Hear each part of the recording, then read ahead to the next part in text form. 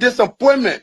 Now the vice president often tell me since he got a seat as vice president, how many persons have I recommended in this government to serve in the government as presidential appointee?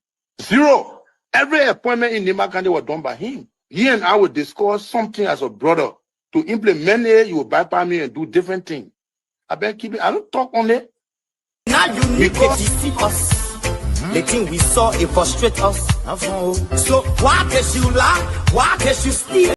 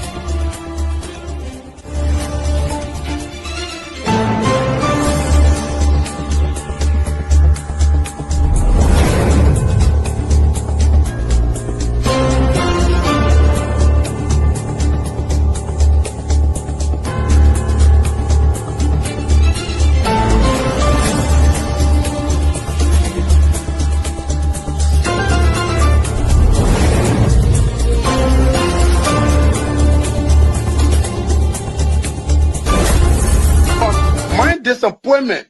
Now the vice president often tell me since he got a seat as vice president, how many persons have I recommended in this government to serve in the government as presidential appointee? Zero. Every appointment in Nima County was done by him. He and I would discuss something as a brother. To implement it, you will bypass me and do different things. I been keep it. I don't talk on it. Now you need to see us. The thing we saw, it frustrate us. So why can't you lie? Why can't you steal? Why can't you allow the citizens to be? See, we just tell you that's why we voted you. But you fool us, you screw us, you use us and later on abuse us. So why? The government should lie. Why? But that's the question that we ask. The good person in our whole United Party, that President Baka. You want to say that again? The only person that appreciate good among all the United Party for that President Baka. The rest are ungrateful. The right, they use you and dumb you. But President Baka, if all of them were taking the President Baka and behaving the President Baka, United Party will have another chance in 2029. Just for now, they do not regard people that help them.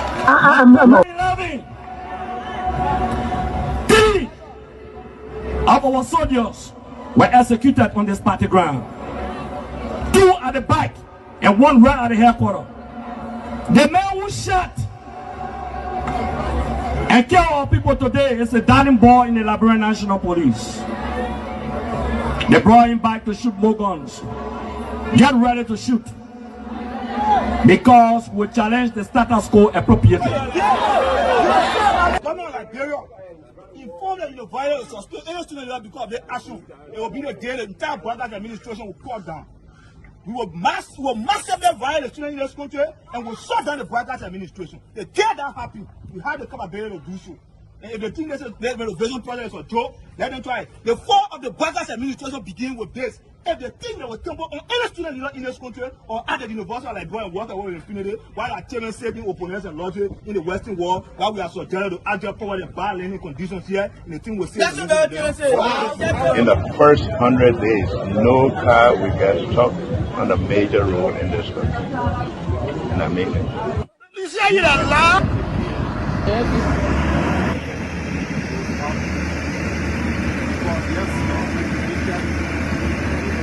It's going down.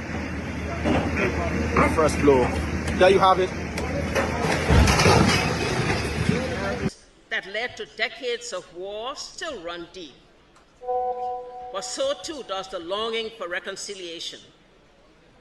A reconciliation defined not by political bargaining or by an artificial balance of power by tribe, region, religion, or ethnicity, but by the equality of opportunity and a better future for all Liberians. Bola can lie the government, all the ministers in the government, they can lie. They don't put all hustle, they put a hustle, they lie. Everything they say, they never say the truth. Today, the supporters of His Excellency Joseph Boakai presents him as a poor man from Lofa and assert that he will understand the plight of the poor people. Fellow Liberians, do not be fooled. Vice President Boakai is not poor like you, not even as me. As Vice President, his office received more money from the government budget than any other Vice President has received in Liberia's history. He has enjoyed some of the best and most lucrative government jobs. First of all, there's this, what I call sort of vicious lie about the fact that Mr. Kobe is gay or bring gay lifestyle to Liberia. It's complete bullshit. When people can accuse you of stealing people's money, when they can accuse you of being involved in the war, anything, people don't make up stuff. They don't make up shit. Excuse my language, right? So it's complete nonsense. I'm married, 8 Teresa, 2 children, 5 grandchildren. I believe in traditional family values, so it's complete bullshit, complete nonsense. Young man, vice president, young man that vice president, the major stole 500,000. I mean, Jamaica, the major went to, I forget that Jamaica, the majors went to Ghana, the fit, and they may bring it all company in the country. I mean, Kun, they can't reach yourself.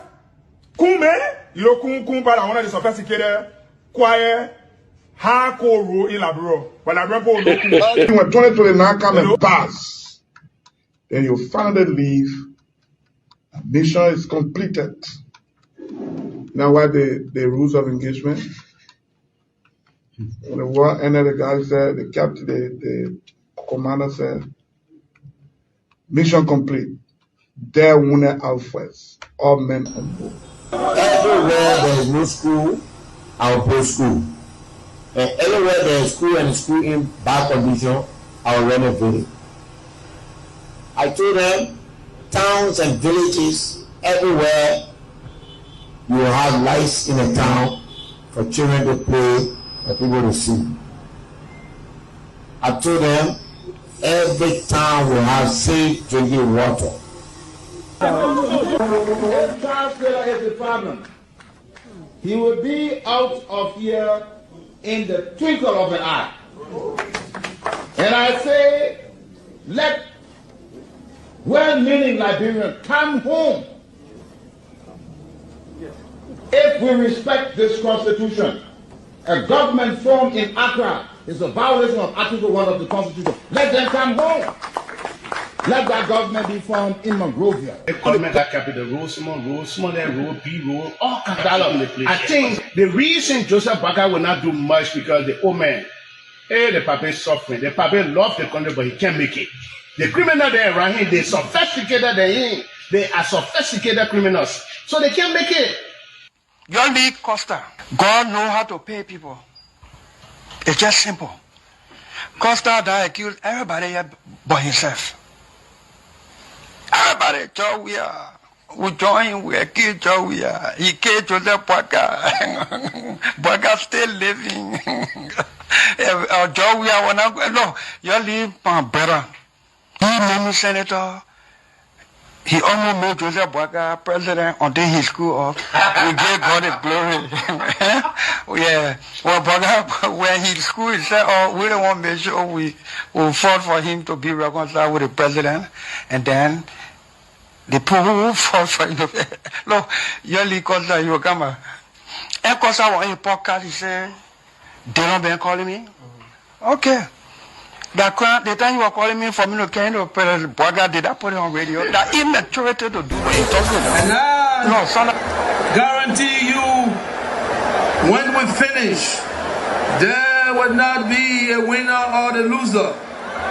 Today we all wear the jersey of Liberia, and the victory belongs to the people, to the peace, and to our democracy.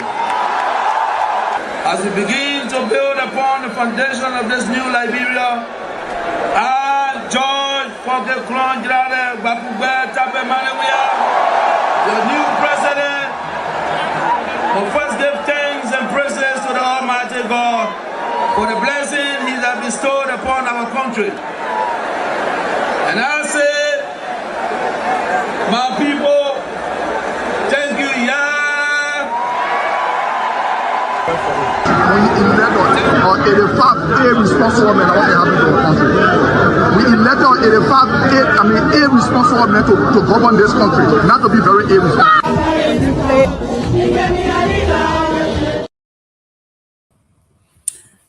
Hello, ladies and gentlemen. Welcome to our Tuesday edition. Today is historic for the Republic of Liberia. Today is April 14th. Most of you were not born during this time, 1979, the Rice Riot. But today is a very, very important day in the history of the Republic of Liberia. Those that were around, your parents, your grandparents, who have told you, you will have read what April 14 means to the Republic of Liberia. So today we are going to celebrate or observe April 14th, 1979. April 14, some say, was the beginning of the end of the old republic. Some of the things that they fought for: equal rights for women, equal opportunity for all Liberians, the fight against nepotism, rampant corruption. Do you know who I am? Little girls are being molested. They have something called the golf pass system in Liberia, where grown men will molest babies, I call them.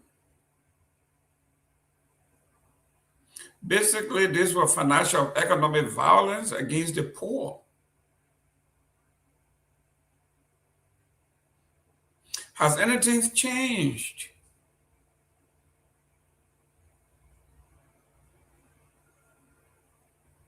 Some would say, yes, lots of stuff have changed.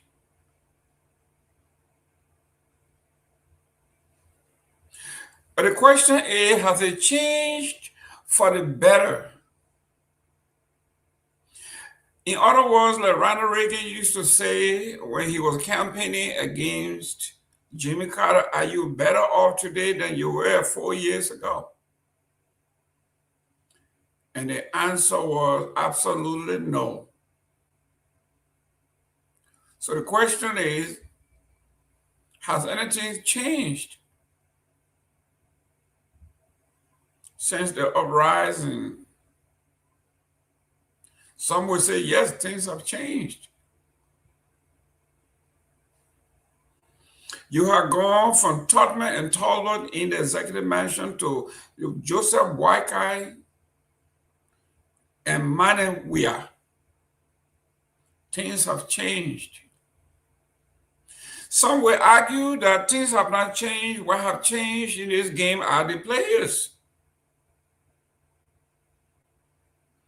Nepotism, tribalism. Some would say Joseph Boakai is the epitome of tribalism and all the things that we brought to bear on the so-called True We Party. We said about 300 families in the Republic of Liberia ran the entire country.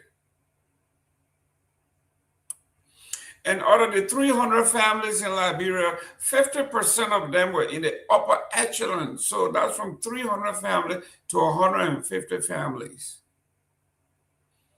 And out of the 150 families, 50% of that was in the top echelon of Liberian society.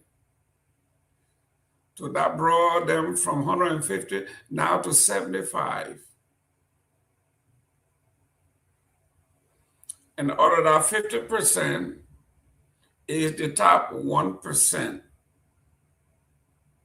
About 30 to 40 families ran the country uninterrupted for 150 years.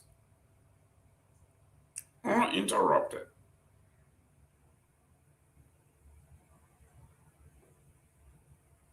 So today we are going to be discussing some of the issues that brought us here. I once listened to Barker Matthews, and the debate was between the PAL movement and Moja.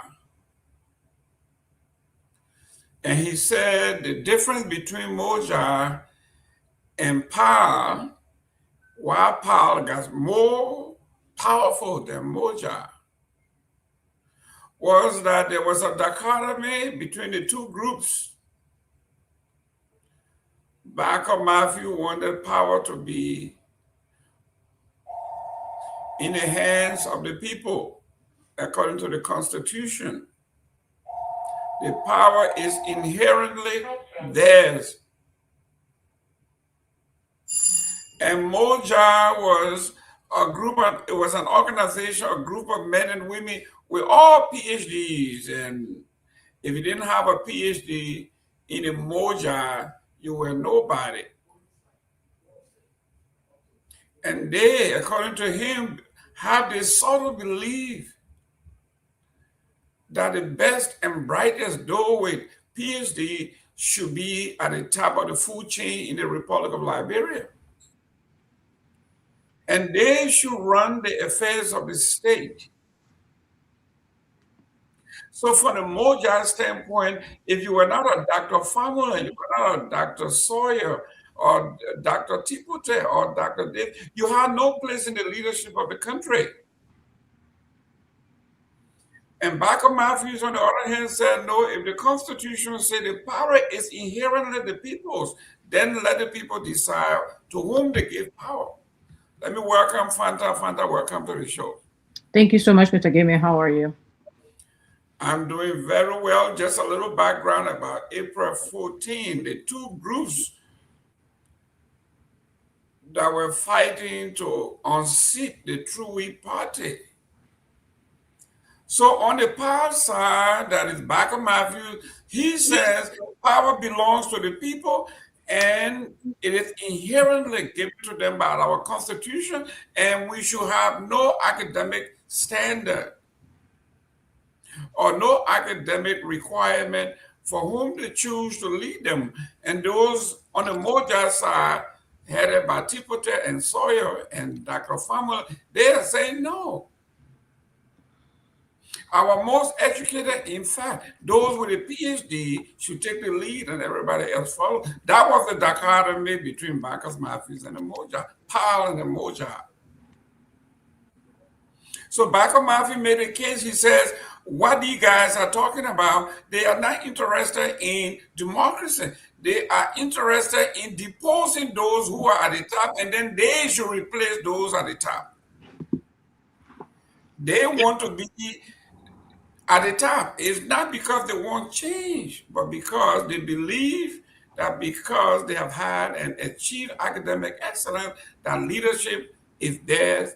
They have inherited it, and they believe they are entitled.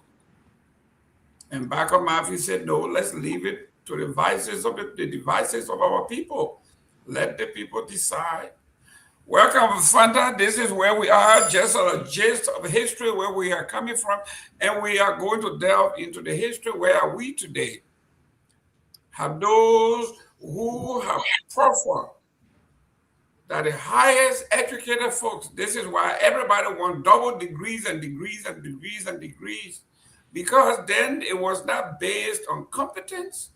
It was not based on corresponding performance. It was based on, look at my wall. I got 5 degrees. How much you got? You got 4. Well, I got 5. You got 4. So the job belongs to me. This is where we are today. When you go into the offices of ministers and and directors is nothing but degrees upon degrees, some fake, some diploma, male diploma, some, you name it, they have it from everywhere. But the more degrees you have, the less regular you is when you go for a job interview. Welcome to the show. Fanda, I think you got more degrees than me, so I got no problem being here with you. No, I have. According to that, the old way of thinking. So everybody just want to get PhD because I don't want Fanda to say it, Fanda to take the job because I got to have a PhD. Whether it is by hook or by crook, everybody is called. Even one that I confer in the church, one that is given to you. You didn't earn it; they just give it to you. Yeah. You go to even a university or a junior college that does not even give a master's degree, but they will confer a PhD on you. Welcome to the show, your take. Thank you so much. The accumulation of theoretical papers do not equate competence. That is something that those who are often engaged in the accumulation of degrees have to understand. In fact, the more time you spend in the classroom, the less time you spend on the field. And this is why when you are faced with solving a simple problem, you often overcomplicate it because you lack, frankly, the practical experience to really derive what should be a tactical, strategic, practical, simple solution. You think or you equate deriving this 10,000 PowerPoint pages or 50,000 PDF will then solidify your intellect when all it does, it makes you, frankly, dumber. I can't tell you how many PhDs are very, very stupid, to say the least. Because if your ability to solve a problem as a manager, as a leader, is not simple to the point where it is adapted, it is repeatable, it can be easily digested, the ability of execution, the success of execution goes down drastically. That means if you have a problem, you can't say, okay, 1 + 1 is 2, or this is how we solve this, 1, 2, 3. Instead, you provide like 10,000 pages. How is the person, on the other hand, who's supposed to be implementing or executing, supposed to digest that, not only digest that, but dissect that in ways that can be applicable to the problems they're trying to solve? What good leaders do is often bring a lot of practical experience, or often borrow from a lot of practicality. Yes, some theory, but borrow from a lot of practicality, because not all situations are alike, right? So that creative aspect of leadership, creative thinking in a very dynamic way is so important. And often these folks who are engaged in the accumulations of degrees are very linear in their thinking. They think the only way to solve this problem is with a 50,000-page booklet, while true leaders rely heavily, in fact, on practical to derive simple solutions to everyday problems. Well, if Myean, if you are in the back, please come back on screen.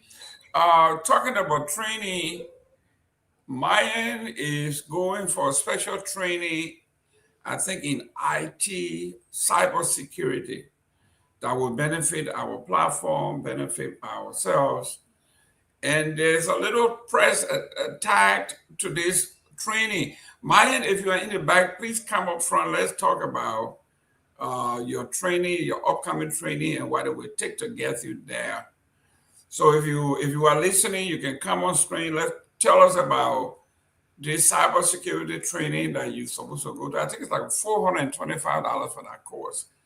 I would really like for you to attend and equip yourself that we are talking about. You've been doing it behind the scene. It's time for you to go and get proper training and be certificated for it. So if you are listening and you have time, come on the show. Let us know what is it that it would take. What are we supposed to do from this end to make sure that you get trained and be qualified to do what you do. Yeah, but what are your thoughts on that perspective? On which one? The perspective that I just shared. What are your thoughts on it? Well, that's what I was just coming to. I remember when I was a grad student at Florida Atlantic University, we had a position open. It was curriculum development. The person was also lead that department, and we put it in. It was a nationwide search for the person to lead that department.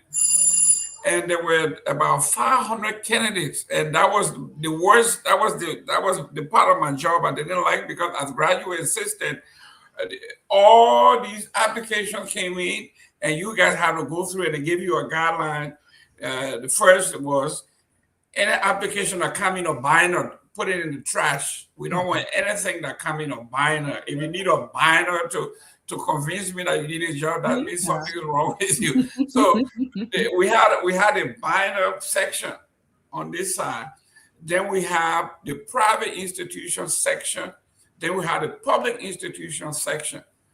And I remember it went from where there were about little over 500 applicants. Most of them they didn't even acknowledge. I think they cut it down to about maybe 50. And then letters went to those 50, and then we cut it down to 25, and then 10, and then 5.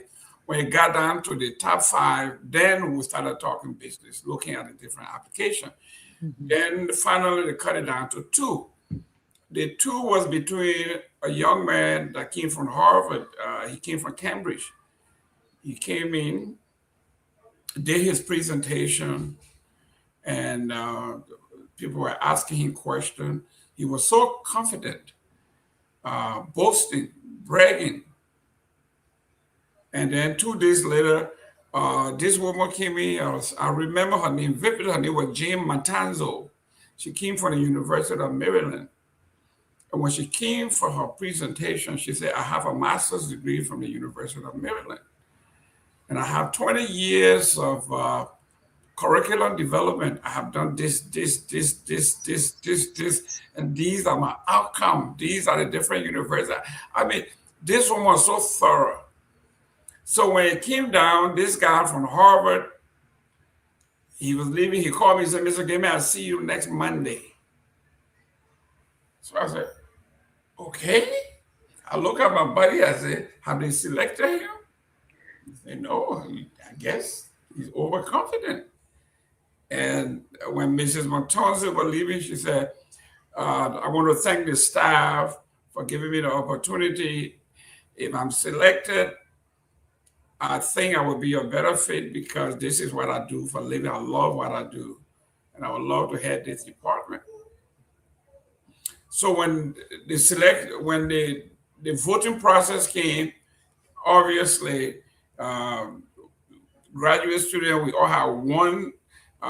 We had one vote. It was overwhelming. We voted for Jane Matanzo. And it turned out that when the total votes came in, Jane Matanzo had 90% of the votes. The young man from Harvard had 10%.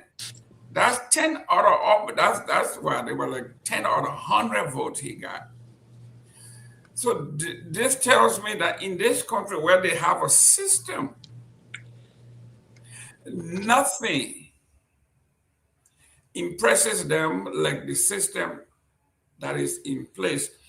This woman from the University of Maryland have proven to everyone that not only she is the best curriculum developer, but she has done it over 20 years, and she has the proof, she has the commendation, she has the award, international award, and that she has consulted around the world in curriculum development.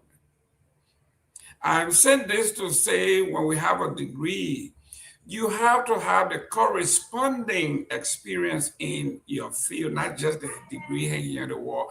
So that tells me that the system works. I'm working on over Pewee people. Welcome to the show. Thank you, Mr. Gayman. So, Fanta, this is what I'm talking about when it says system is in place, where it was just not a matter of degree or the institution from which you graduated, but the corresponding experience necessary to do the job right. And this is why this place, we have to say system works every time. So if you were talking about, you were asking me what were my thoughts, that is in a nutshell. The system, okay, system, and not just system, but a credible one, a system with integrity will always bring the cream at the top. Yeah. So that's my take on degrees and credentialization and qualification. That is my thing. Look, it's nice to have, right? Like it's nice to have, but to be engaged in this, like I think it's very habitual, right? And you see people having 3 masters, 4 masters, 5 masters. If you didn't get it first in like doing the first masters, if you could not have done like a joint program, you know, like where there are in abundance today, there's so many options today. Instead, you have to spend like, so let's say you take on average 2-3 years to complete like one master. So for the next 10 years, you're going to be engaged in like 3 masters. That's like 10 years that you could have practicalized that experience from the first one. That would have given you so much more leverage and so much more experience, hands-on, that would be so much more valuable than just having a paper. And so when I see people engaging, oh, I'm going for my 3rd master's, and I'm going for, unless you truly have a passion for academia and you want to go into teaching, what's the point of having a PhD? Like, unless you truly enjoy being in a classroom, you truly enjoy engaging and teaching, and then they will go for 1 PhD and 2 PhD and 3 PhD and 3 masters. Like, it's nonsense. Like, frankly, like that just says to me that you're afraid of the real world. You like books. You like to keep your head in the books, and you believe all the solutions for the world's problems, the world that's out there, the book that's here. You believe the solutions for the world's problems are in a book, and that just, it's a glaring exemplification of the disconnect that people who often are in positions or allotted positions with tons of degrees, absolutely you can see that they're completely incapable of solving the simplest problems because they've never had to deal with it before. They've never had to be creative. They've never had to think on their feet. They always reference the book.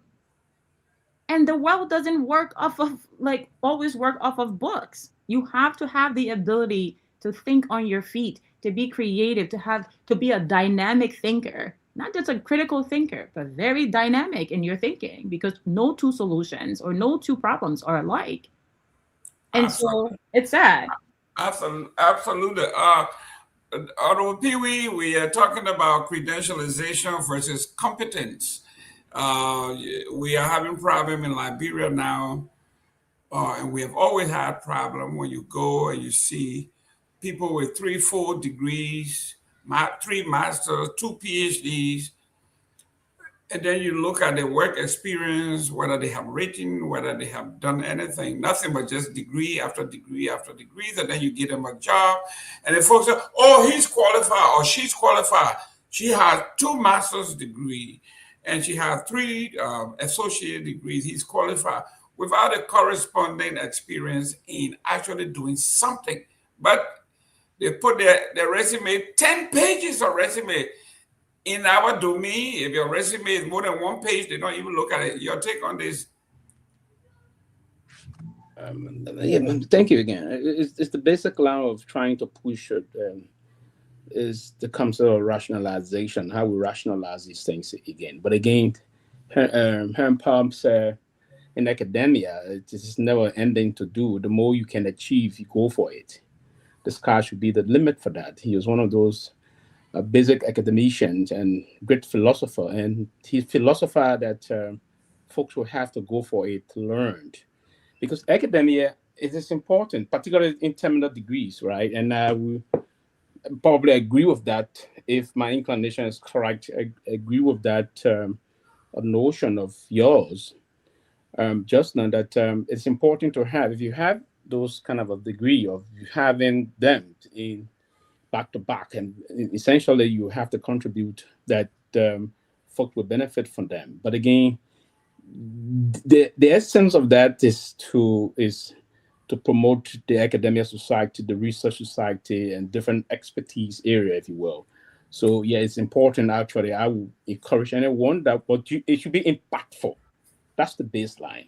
It should be impactful. I have said, for instance, and I agree, Mr. Gayman, in the new, in terms of globalization, right? CVs are not as before. The last time I was saying someone's CV back, it was almost 11 pages. Yeah, and you want to say everything and try to do kind of a detailed explanatory performance that you've done over the past time. I say, hey, in the global community we live today, you have to just condense these things and put it into the way you can push to do things. But again, I generally agree that we ought to go for it, but it should be performance-based, it should be solution-based, if you will. But again, those that we want to go for terminal degree and that got the means, because it is, you have to have it in certain expertise. And the reason why you see normally folks will have to do these things and do those scholarly documentation in volumes, they condense them, they break them down, to put it into a certain specific area that we can function and make use of again. But again, it is the way they do the research, because if you were to do a dissertation, particularly during this kind of line, you understand some report will have to be detailed and the rest of that. But it's important that there should be some fruit after that. It should be productive, and unlike doing things. And I have said to myself, if I were to retire soon to the country, something I'm contemplating to do is that I will have to make myself news for the University of Liberia. I will either go back to the political science department and push, even if I'm not going to be hired full-time. If I will have to do a pro bono service, yes, you have to do that.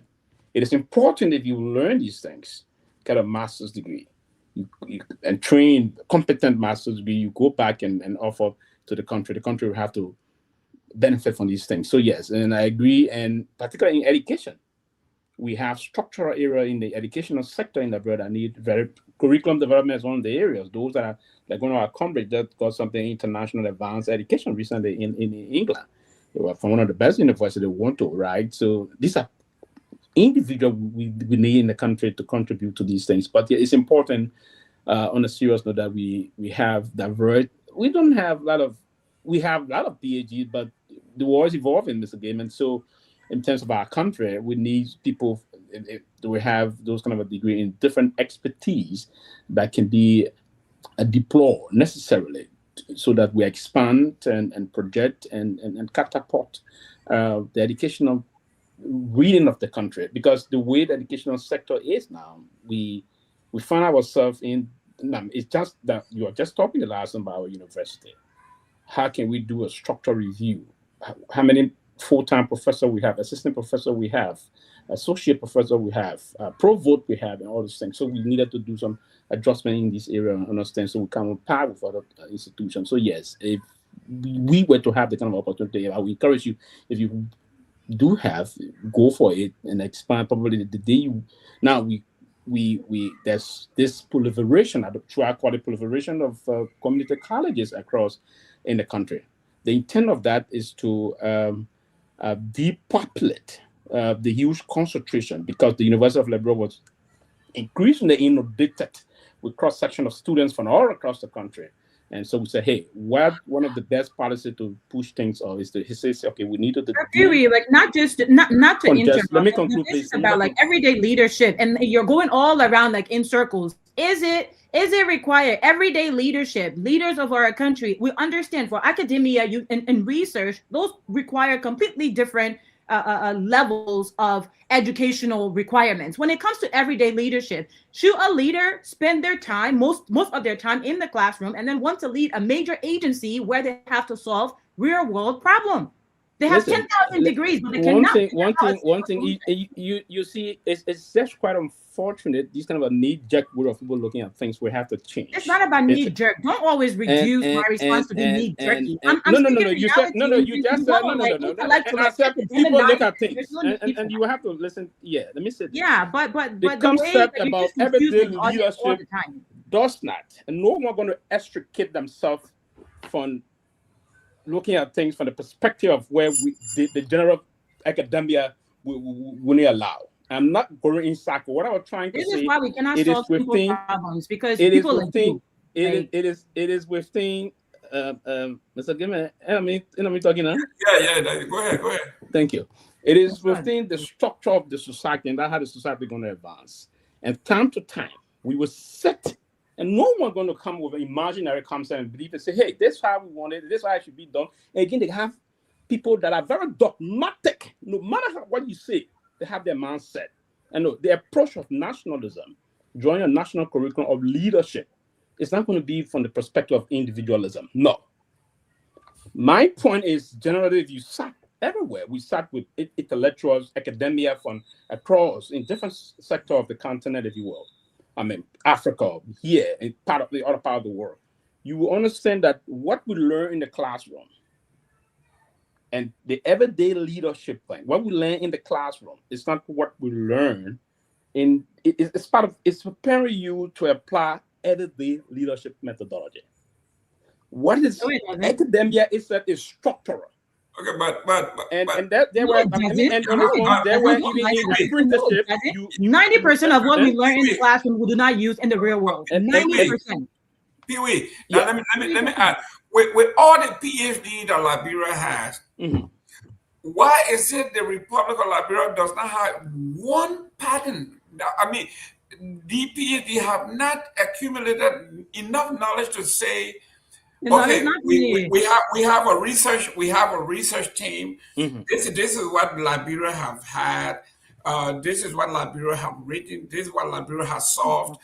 All the PhD that we have, like my own friend Josiah Joka, PhD, and he's sitting over there, and the CSA is having such a terrible problem. Okay, and all they are doing as a PhD doctor is to have this terrible vendetta against anybody that opposes him. And I mean, these things. Look at the Speaker of the House, right? He said he has a PhD. Okay, if Mr. Cohn, that's his name. He said he got a PhD in what? I don't think so. Yeah, he said he has a PhD in business and accounting from the University of Michigan. A PhD with no sense. A PhD that will no honor for the law. But then I found out that it was one of those online things. There's nothing wrong with online, but to have endless degrees and no nonsense. I agree with your view, Mr. Gayman. I agree with that point on the serious. And don't get me wrong, and I hope I'm not misinterpreted. And I agree to that. On a very serious note, you mentioned Dr. Joker just now. Let me put that to it. And there's problem unfolding on that. But again, there's something in political science referred to as the address sequencing, right? That's a problem with humankind. And you agree with me from that perspective. It's a serious problem we have. I may be here today. I say I have this, probably to bring you, Mr. Gayman, to be this. And I don't want to use my education to advance, because the education is important to the level that if we deploy it necessarily, that will impact the larger society.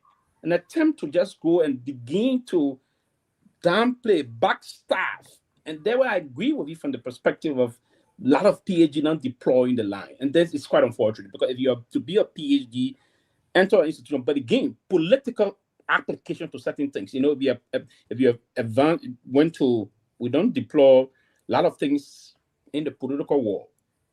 If I were to move and say, okay, I'm going to use all of my PhD to do this other post, and it's a different society again, if you find yourself politically engaged, Mr. Gayman. So sometimes it's a big debate that we have to take some time to what I want to call to unbundle and put it into proper perspective. But again, necessarily, yes, we have a lot of PhD. Are they supposed to impact the people of the land? Of course, they should impact the land, the people. Dr. Sawyer and the rest of the folks, they were invited before in places like Zimbabwe and other areas to contribute towards those country mover. A lot of our PhD invited today, Dr. Alain, Dr. Formule, they stay somewhere in Accra, Ghana. And that's part of the debate that we're going to widen later on, right? The lead, but why is it all those PhD are not being impacted? And I agree generally, we need to change the approach. Excellent. Let me welcome Honorable Victor Nagbe. Welcome to the show. Thank you, Mr. Gayman. Good to be with you guys. Happy Tuesday, and I've been enjoying myself in the back, but it's good to be here. I was looking at the topic, so it's going to be a pretty interesting show today. Let me quickly acknowledge some of the distinction you were making between, the PAL and the Moja boys or fellows. I think you were dead on. We in the PAL believe going directly to the people, and our brothers and sisters in the movement for justice in Africa, they believe in the intelligentsia, educating our people on the university campuses and all of that, and using the students, such as the current Student Unification Party, SUP, is a direct outgrowth of the attempt by Moja to influence, politics in Liberia. So SUP has been around for quite a while, and it is doing what it was created to do. I hope the fellows that are coming on today will talk about what it is they are trying to do today. But yeah, we believe going directly to the people and talking to the people, educating them on how their lives could be made better. But it is good to be here. Excellent. Let me welcome Mr. Abraham Topa. AB, welcome to the show. How dog is that today? Hello, sir. Yeah, go ahead. No, sorry. Let me firstly make the correction for the sake of the public that my name is Tension Mark Anthony Shimon, but then I had a technical issue with my Gmail account. So that's why I'm using one of my colleagues' account. But my name is Tension Mark Anthony Shemo. I'm not Ibrahim Toba.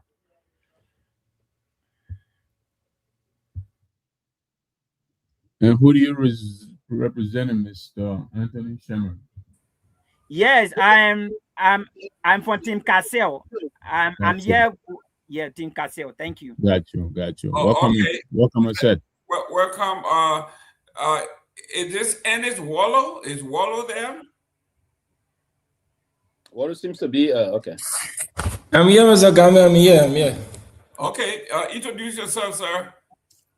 Well, my name is Ernest M.G. Wallo, and also a representative of Mr. Cassell Anthony Kwoo, presidential aspirant. LFA election comes May 2025 and 2026. Okay. You don't carry a year back now. Yes. Let me pull up. It turned out that I've done my research. Yeah. Let me pull it out here. You are ready to engage on the election that is coming up, the LFA election we have here. Let me go over some of the issues that we will be talking about before we go to the LFA here. Power, rules, and missing funds. We are talking about Bernard Benson. And the reason we are talking about Bernard Benson, there is some questions that are percolating within the halls of power. Should Liberia continue to allow convicted felons from across the world to come to Liberia and walk scot-free? We will discuss that. I think Mr. Kwoo falls under that. I have his indictment. I have the indictment of Bernard Benson Blue. I have the indictment of Fonati Kofa. So we're going to be discussing those things. CDC rejects Widow nomination on April 14, warns of electoral risk. That's one of the topics, if we have time. And a beautiful lady by the name of Myean Francis is rewriting how police uniforms should be worn in Liberia. And a friend of J. Victor Nagbe, his name is Milton TJ. Milton TJ said he wants to come back to government. He wants to run. These guys got nothing to do. They can't stay out of government, huh? You get fired. Jamil?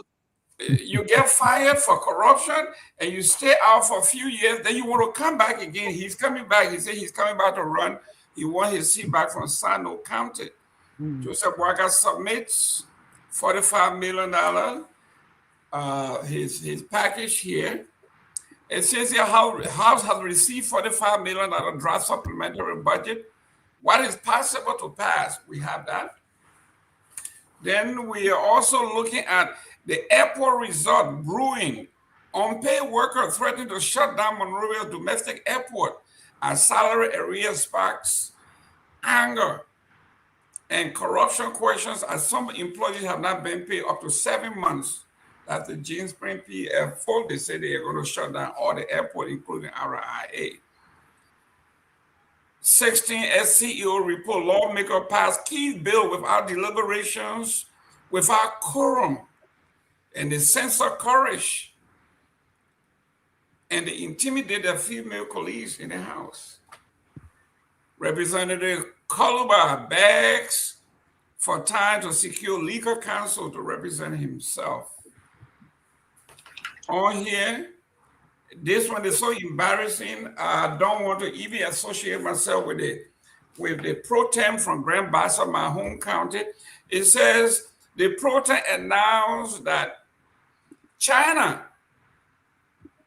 has committed to $3 million to renovate the Liberian Senate to make it presentable. Who in the world, where are these people coming from?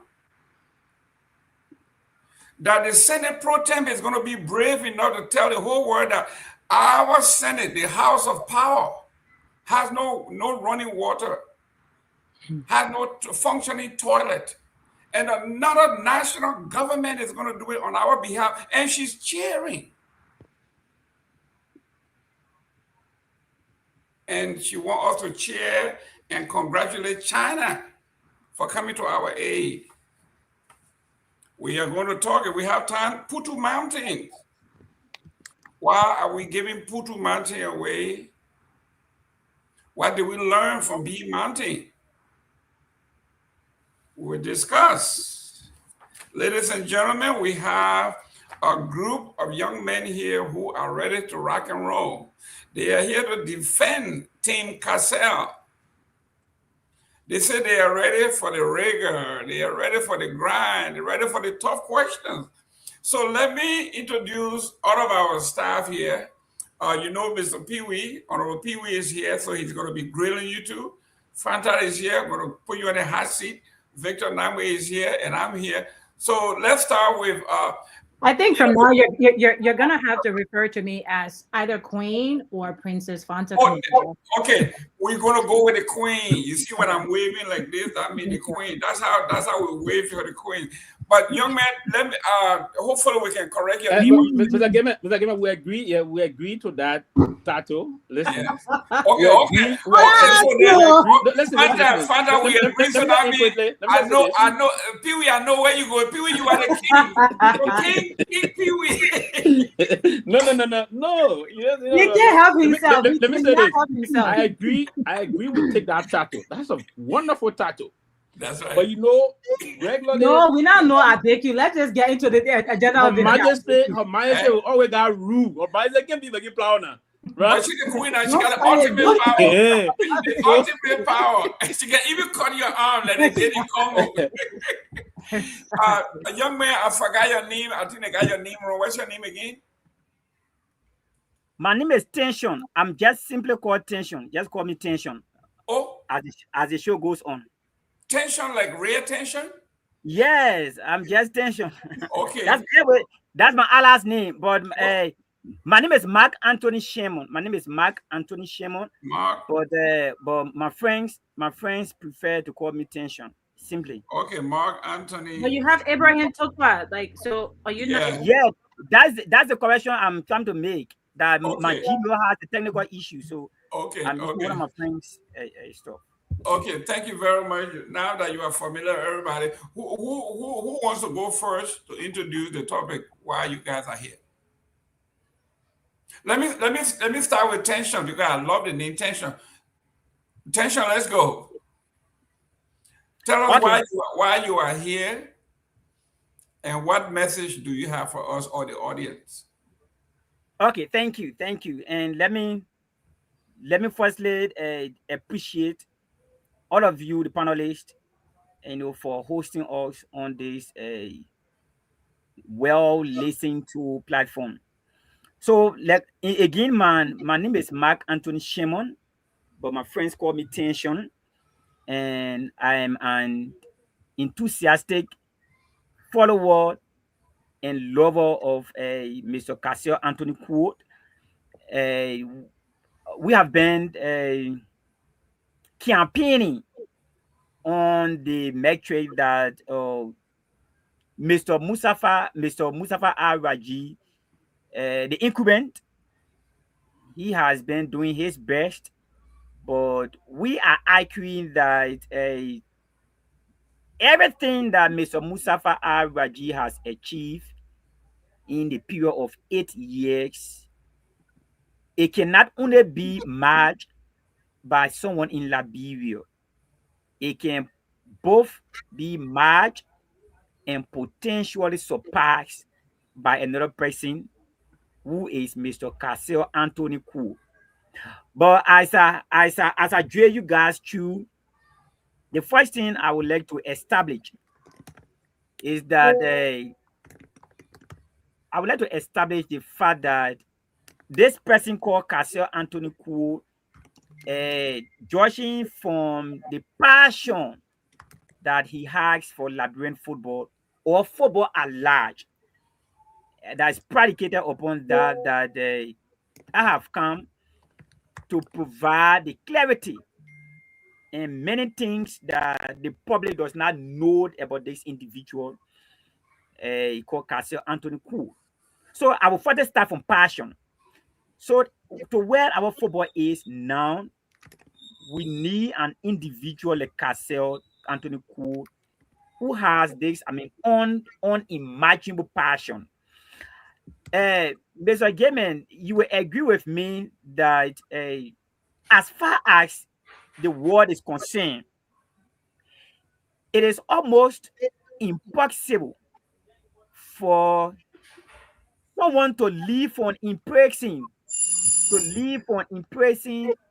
after 7 years and coming back to his home country where people expect him to firstly think about how to reposition himself, how to restructure his life, the lost image that he had, how to compare them and figuratively, and relaunch his career or his integrity, considering the fact that he's just from prison.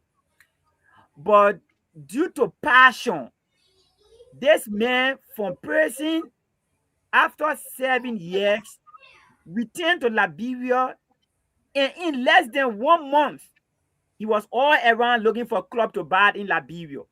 Imagine that. That's why we are saying that his passion for Liberian football, for the betterment of Liberian football, is unmatched.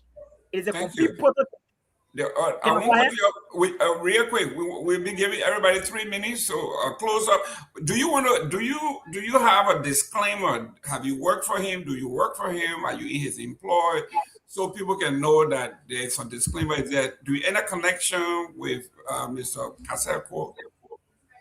Yes, I do have proximity with him because a few years back, that was 2013, something like that. And, I was one of the privileged young men in Liberia who had this proximity with him. But going forward, it is based upon his huge investment in Liberian football that I have come publicly, to defend the passion and investment that he has contributed to the game in Liberia. So for now, you don't have any connection. You're not employed. You don't work for him. You just a guy who just like him, and you want to support him because of his passion. Yes, I may say that. And for 1 minute, for the record's sake, like I said, I am among the over 1,000 plus young people who just admire him. That's how what I want to establish. Okay, so you don't work for him. There's no connection. Just that you just admire him. Okay. I'm not an employee. No, I'm not an employee. Okay, great. Let me go to Mr. Wallo. Mr. Wallo, welcome to the show. Thank you very much, Mr. Gayman, and also good evening, or maybe I don't know wherever you are. Good evening, good afternoon, wherever you are watching us from. And it is always a pleasure to be on the closing argument. I think this is my third time, if I'm mistaken, appearing on this show, at least to share information with the public, especially when it comes to the LFA elections that is scheduled for next month, and also it come to the eligibility of the candidacy of Mr. Kasel Antonin Quo, what the law provide in its application, and also some of the rumors that have been around about FIFA banning Liberia and everything. So I think today we are here to see how best we can provide the clarity to our people and also give them hope for our football as a whole. So again, I'm happy being here and wish to have a wonderful conversation. Thank you very much. Great. Is there any disclaimer? Do you work for Mr. Cole? Are you a member of the club? Any connection, or you just an admirer? So for that one, I don't work for Mr. Kasel Quo. Currently, I am studying in Rwanda, and also I'm not a member of a club, though I'm a football stakeholder. But somebody who admire good work. When I see people putting in, a lot, trying to make something better, I think it is prudent that we come together to support him, and also wherein our laws give the opportunity to everyone to freely participate. And if we believe that a certain group of people want to infringe on that right, it's our responsibility to come out to see how best we can rally around to make sure that that person's right is not infringed on. So one, I do not work for him. Two, I'm not a member of his club. I'm a football stakeholder, an official of Painsville Football Club, but I also somebody who admire him over the years, and I believe that through his vision for football, Liberia can move forward. Great. Let me go to Fanta. First question, Fanta, our guest. Thank you. Hello, Mark and Ernest. Thank you guys for joining us today. It's always good to see young people engage about happenings and events in the country. And I see that both of you are very passionate football advocates, and you're here to advocate for Mr. Kasel Cole today. My question to you would be this, coming to the public domain is very important.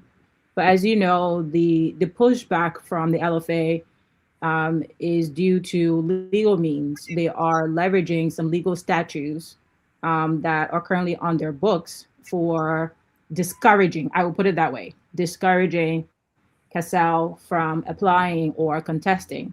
While this method is very important, how do you guys plan on tackling that legal, I would say, mountain, right? I know that Kasel has taken this to court, but what in addition are you guys doing as his advocates or as his reporters to make sure that statute with the LFA is overhauled? Okay, so let me please allow me to establish something as we go further, that like we are two on this show, we structure the discussion in a way that Nyenwolo is purposely on this platform tonight to provide legal understanding about why Kasel Quo is eligible to contest the LFA elections, why I am here to to give irrefutable reasons why Mr. Cassel Anthony Kuo will be a better LFA president than Raji. So that's how we structure the conversation. Okay. So any of you can take it. So considering, once again, your coming on here is commendable, but the stickler, as we refer to it as, the point in which LFA is using to discourage his candidacy is that statue that they have, right? So what means are you guys going to be exercising in addition to what Cassel is already doing? I know he's in court. What means reporters like yourself are going to be exercising to ensure, and football stakeholders as yourself are going to be leveraging to ensure that statue is overhauled? Okay, thank you very much. Is this Fanta? Fanta. The name, please. Yes. Fanta. Mm-hmm. Okay, thank you very much. So, real quick, Ernest, your partner has said that you are here to address the legal issues. Fine. Are you a lawyer? I'm not a lawyer. I think okay, I was here the last time. Yeah, I just want to make sure. He's so an insider. He's an insider. So you're gonna give me your opinion. Okay, so go ahead. Yes, I'm going to. Are you lawyer? No. No, I'm not. Legal issue. So he's there to defend the legal issue. I'm there on the intellectual side. Just an insider. Okay. Let's say him as a stakeholder, he has insider information. I got you, man. That's good. The intellectual. Yeah. Okay. Let's go, Wallo. Tell us what's you're next on The Price is Right. Go ahead.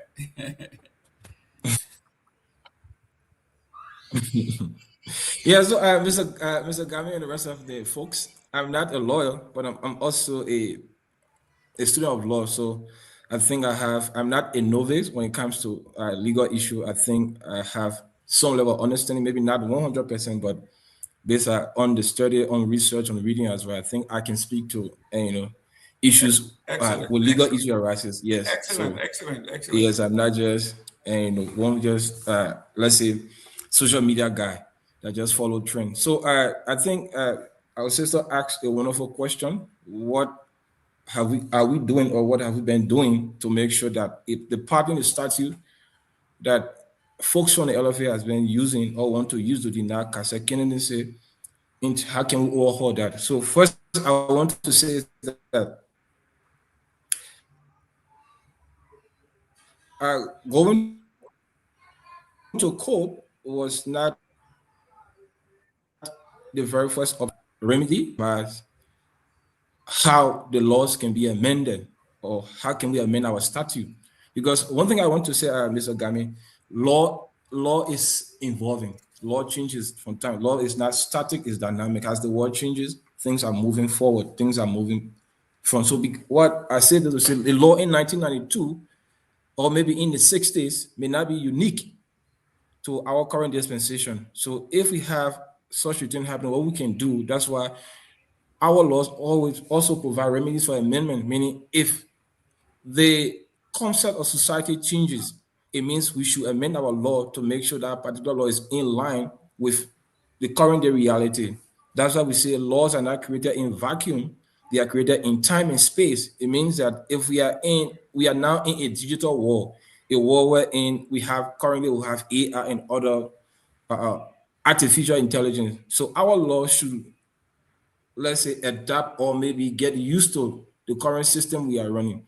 So on the LFA statute, there are remedies in terms of how do we amend our laws. So for example, we amend the law through Congress, and Congress we have into two. We have what we call the Congress itself, and we have what we call the extraordinary Congress. So in the extraordinary Congress, member of the association can request an extraordinary Congress. You just need about 5% in support of that, meaning you're 6 to 50% vote can call for an amendment. So Kaseko, and not Kaseko, but a member, Jubilee FC, wrote the LFA asking for an extraordinary Congress plus other members of the association. They wrote and asking for the Congress, but it was denied on grounds that people in the LFA believe that those who call for the LFA for the extraordinary Congress. They were not member, even though they have teams in the league. They believe, according to them, they said there were signatures on the proposal for the extraordinary Congress. People claim that their signature were forged, meaning they were not aware of that proposal. Up to this date, the LFA have not provided any evidence to show a member claiming that, yes, indeed, I'm not aware of this proposal, my signature was forged. Now, we also taken an appeal to the appeal committee because to resolve issues within the LFA, there are different structures. Meaning you start with the disciplinary committee, you go to the appeal committee and so forth. So we took an appeal, asking the appeal committee to review the decision of the LFA at the disciplinary committee. So the committee came all the rule in our favor, asking us that we should go to the Congress. And I tell you, Mr. Gayman, the rest of other people, the current LFA president, Mr. Raji, dissolved that entire appeal committee. Calling for the extraordinary Congress is still on hold. Since the appeal committee made that decision, there have been no action taken. So we thought it was, if these people are trying or maybe want to be consummations, what can we take the further steps? And that further step becomes the court. Because if we read our constitution in Article 26, the law is clear that if an association of a person alleges that a particular law contravenes their right constitutionally. So I'm so sorry to interrupt you, Mr. Wolo, and because we have very limited time, and if you've been following since Cassell was on, we also got the, I think, leader, Pewee, Mr. Gayman, please keep me honest, the leader of that council was also on, and then we had the former youth and sports minister was on as well, and they all pointed to the specific incident that you just mentioned where the signatures that were provided were forged, and therefore that made the petition illegible to move forward with the hearing. Now you're saying that Mustafa Raji deliberately dissolved the Congress that would have heard the appeal. The appeal committee. Do you have evidence of that? Right. Like, do you have evidence of that? The appeal committee, yes. The committee is dissolved. The lady who was the chair of that committee, the committee is, if you can call, like the guy who spoke from, he's the chairman of the election commission. They just took over for the election. And also Mr. Zoga Wilson, who spoke the last time, is partly because his involvement into sport, but he's not close with happening of the LFA. He's only coming out today to speak because of his support of Mr. Raji. So that's why even his time on the radio, on this platform, he was providing a lot of information that was very, very much misleading because he's not into football matter. He's only come out this time because of his support of Mr. Raji. So that committee, so what do you guys plan on doing? Like, what you as a stakeholder, what do you plan on doing? Like, so we have to move past Mustafa Raji dissolving the Congress. What do you guys plan on doing to combat that? So what we plan on doing is to use the court, to ask the court to declare the rights of Mr. Cassell. Because if our body that is supposed to handle issues and have lacked some level of credibility or some level of trust, it means that the people we no more have, let's say maybe I don't want to say interest, but the committee will no more have trust in those bodies that are responsible to handle these people within the LFA. So the best way forward is to go to a place where we believe that is safe, where we believe that justice is a show for everyone, and that place we believe is the court. That's why we took the issue to the court, asking the court to declare the rights of the LFA. And I tell you, my sister, that appeal committee, that issue of the appeal committee is not only the only issue before the LFA. There are a lot of issues. Okay. Banning females, banning other people from the football that have been no interest. Mr. Wolo, I'm sorry, Jerome.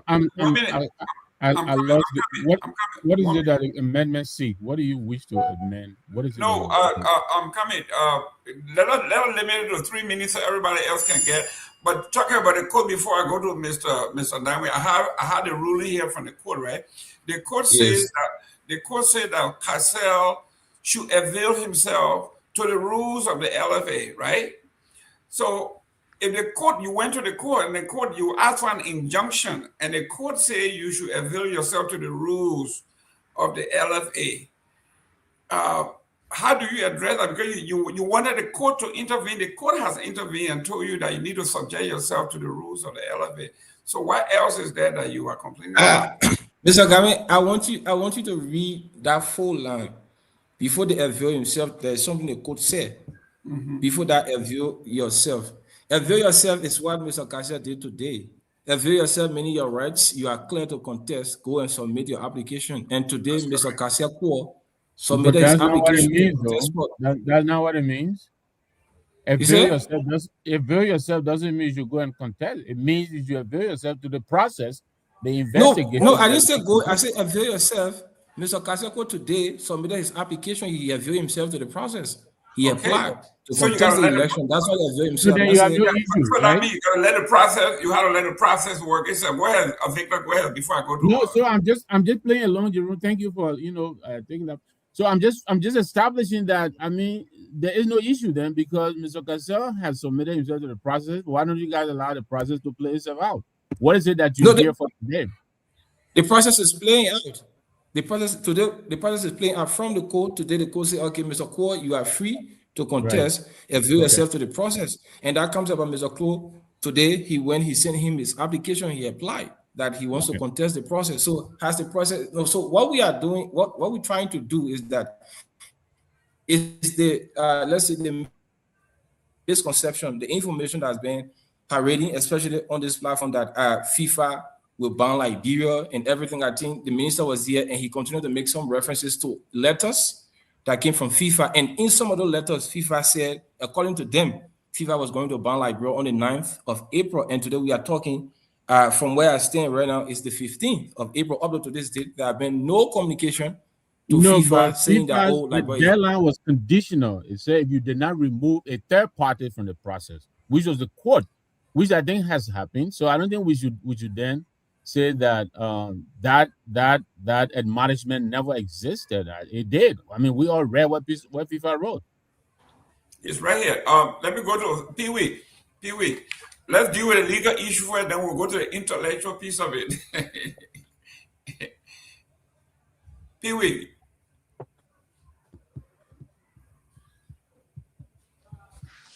Yeah, sorry, Mr. Gayman, I got a little distracted. Yeah. Yes, Mr. Nyenwolo has the stage. He's dealing with the issue. He thinks the legal part of it. He believes that people came on our platform and they were given misinformation. And he thinks that the misinformation has impacted or had the propensity to impact his candidate. So he's here. If you are listening to him, you have any question on for Mr. Nyenwolo? Yes, thank you, Mr. Nyenwolo, and let me thank the both of you for taking the time to come on the show. Welcome to both of you. I just want to push it to you, Mr. Nyenwolo. Basically, now there's new timetable out. I think that came out today. There's a release from the special election chair that released a new timetable. I'm told the registration process will be open sometime this week and going to close between now or the 17th of this month or so. I tend to be. I'm not really going through it here. If we're to see, and then the election is going to be, I think, the 15th of May, if you will. Now, have a candidate by any chance? Do you have any knowledge if your candidate, Mr. Kaseko, have already submitted his application to the special commission? Have you done that already? He did today. Okay. Yes, he did today. Excellent. So basically, what I want to know is that the court ruling, and I know you from the legal aspect of things, and the court is saying that your candidate that you support to submit to the process, the electoral process, meaning you have to go by the regulations. Do you have any worry legally that those guidelines of the election commission may hamper the chances of your candidate? Well, for me, there's no worry because the code was very clear in their ruling. If you read that ruling before they avail yourself, the code says something that Mr. Kehleboe, you are clear your rights. The code declared the rights of Mr. Kehleboe and said, Mr. Kehleboe, you are clear to contest. So avail yourself to the process. That means that the court in itself cannot make Mr. Kehleboe the president of the LFA. In order for Mr. Kehleboe to contest the LFA election, it means that Mr. Kehleboe must submit his application.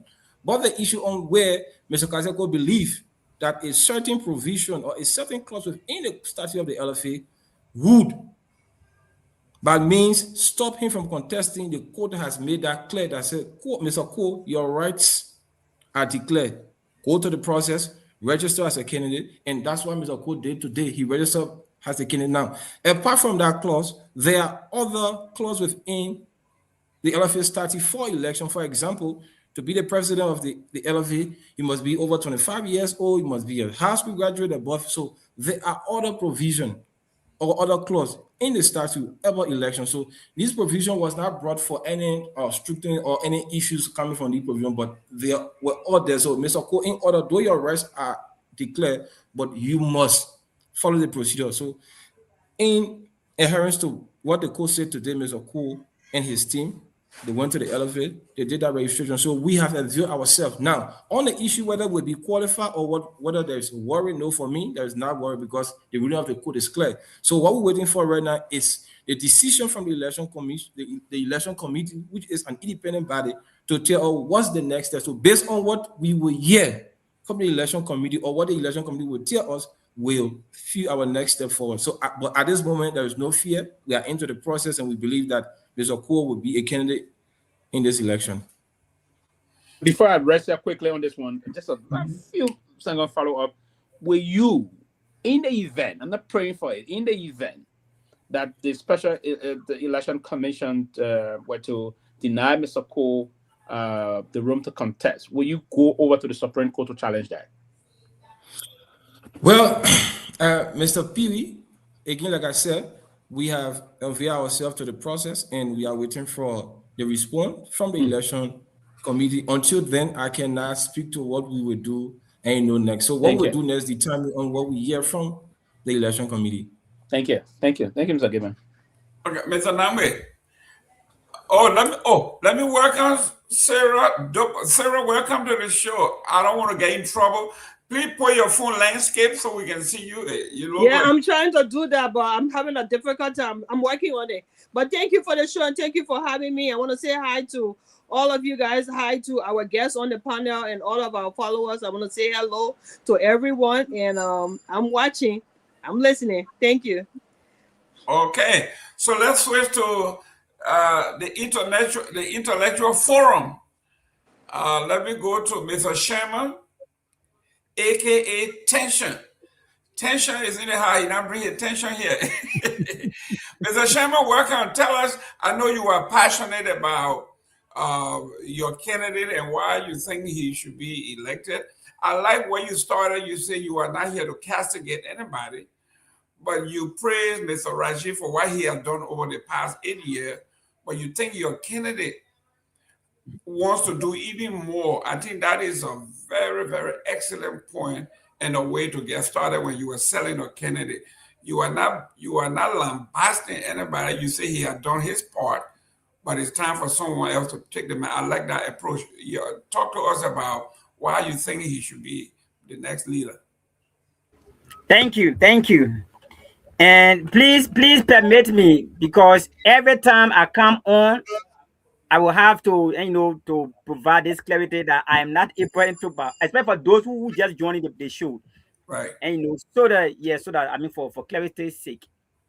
So like Mr. Gayman, like I said in my intro, we from the, like I said, we are not here to, for confusion. We are not here to ill discourse Raji, but we are here purposely, and to give reasons why Mr. Cassel Anthony Kuo will make a better LFA president than Raji. I already admitted that Raji has done his best. Considering where our football works during the past administration, his predecessor, Mr. Musa Hassan Bedite, and to where our football is now.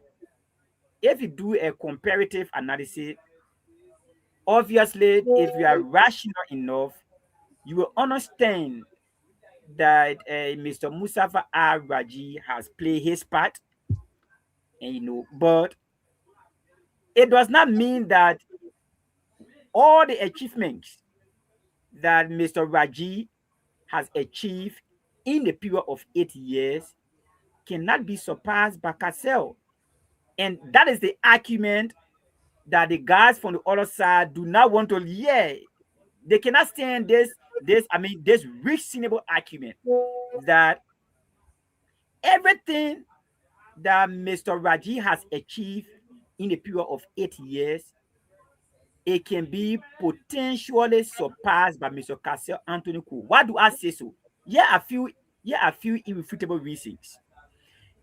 Right now, in Liberia, we often say that the man who says he wants to take you to America, look at his shoes. That is one of the most frequently used, should I say adage, in Liberia. The man who says he wants to take you to America, look at the man's shoes. You cannot get a man who is wearing a shoe whose value is below $50 US or $20 US, and this man gives you assurance that he wants to take you to America, and you think it is okay. Obviously, you would doubt it because the man can barely feed himself. The man does not appear decent. How can such a man tell you that he wants to take you to America and you believe it? Of course, it is doubtful. What am I trying to say? In this context, Mr. Cassel Anthony Kuo shoes is FC Facel. Cassel's shoes is FC Facel. In this context, Facel has spent less than 1 year, 6 months. And it is visibly seen in Liberia, especially the sporting populace. We all have seen, and it is a validated fact that FC Facel is the best thing in Liberia. It is not one of the best. It is the best thing in Liberia. Why? Because this man, Mr. Gayman, like I said in my intro, this man, to live from the passion he has for Liberian football, to leave from jail, to leave from prison, and coming in Liberia, he's not thinking about how to recondition his life. He's not thinking about how to invest his money in something that will give him profit. And he's going straight into football, the same football that led him to prison. Okay. That's what we are. Okay, Mr. Chairman, real quick, just give me a platform. Give me bullet points. You say, okay, Raji have done this and that, but we think we can do better. Tell me the 4 things that you think he would do better. And if you can move to your right a little bit, move to your right. Move to your right. Yes. Now tell us the 4 things, or give us a platform for Raji, those things that he wants to do that you think will catapult Liberian football to another level. Okay. So you said 4. I got so many, but I will just name 4. Please, name as many as you can. Yes, go ahead. Yeah. So the first thing we all must understand is, in order for a federation president to say that he's the best or he can do better than another person, the trickle-down effect has to be seen in the national team. So you start for the past 8 years. For the past 8 years on Raji, Lone Star has not qualified for any major tournament. Neither has they won it. Now we are saying that based upon what Kase can do or what he has done in the past, Kase first plan is once he gets at the helm of Liberian football, the first thing is to get players, to get our Liberian players. There are so many Liberian players who are playing outside of Liberia who want to come to play for the national team, but because Raji has continuously said that he cannot guarantee it, that is one thing that is lacking the progress of Liberian football. Raji has openly said that he cannot guarantee any player to have an insurance. If you know at the legs of Ellis Nimlin, who once played for Manchester City, should have played for Lone Star, but because he made a condition that in order for me to play for Lone Star, I need to have an insurance, so that in the event where I sustain injury, so that I will know that I will not be left by the side. This is the first thing that Kase has put on the table.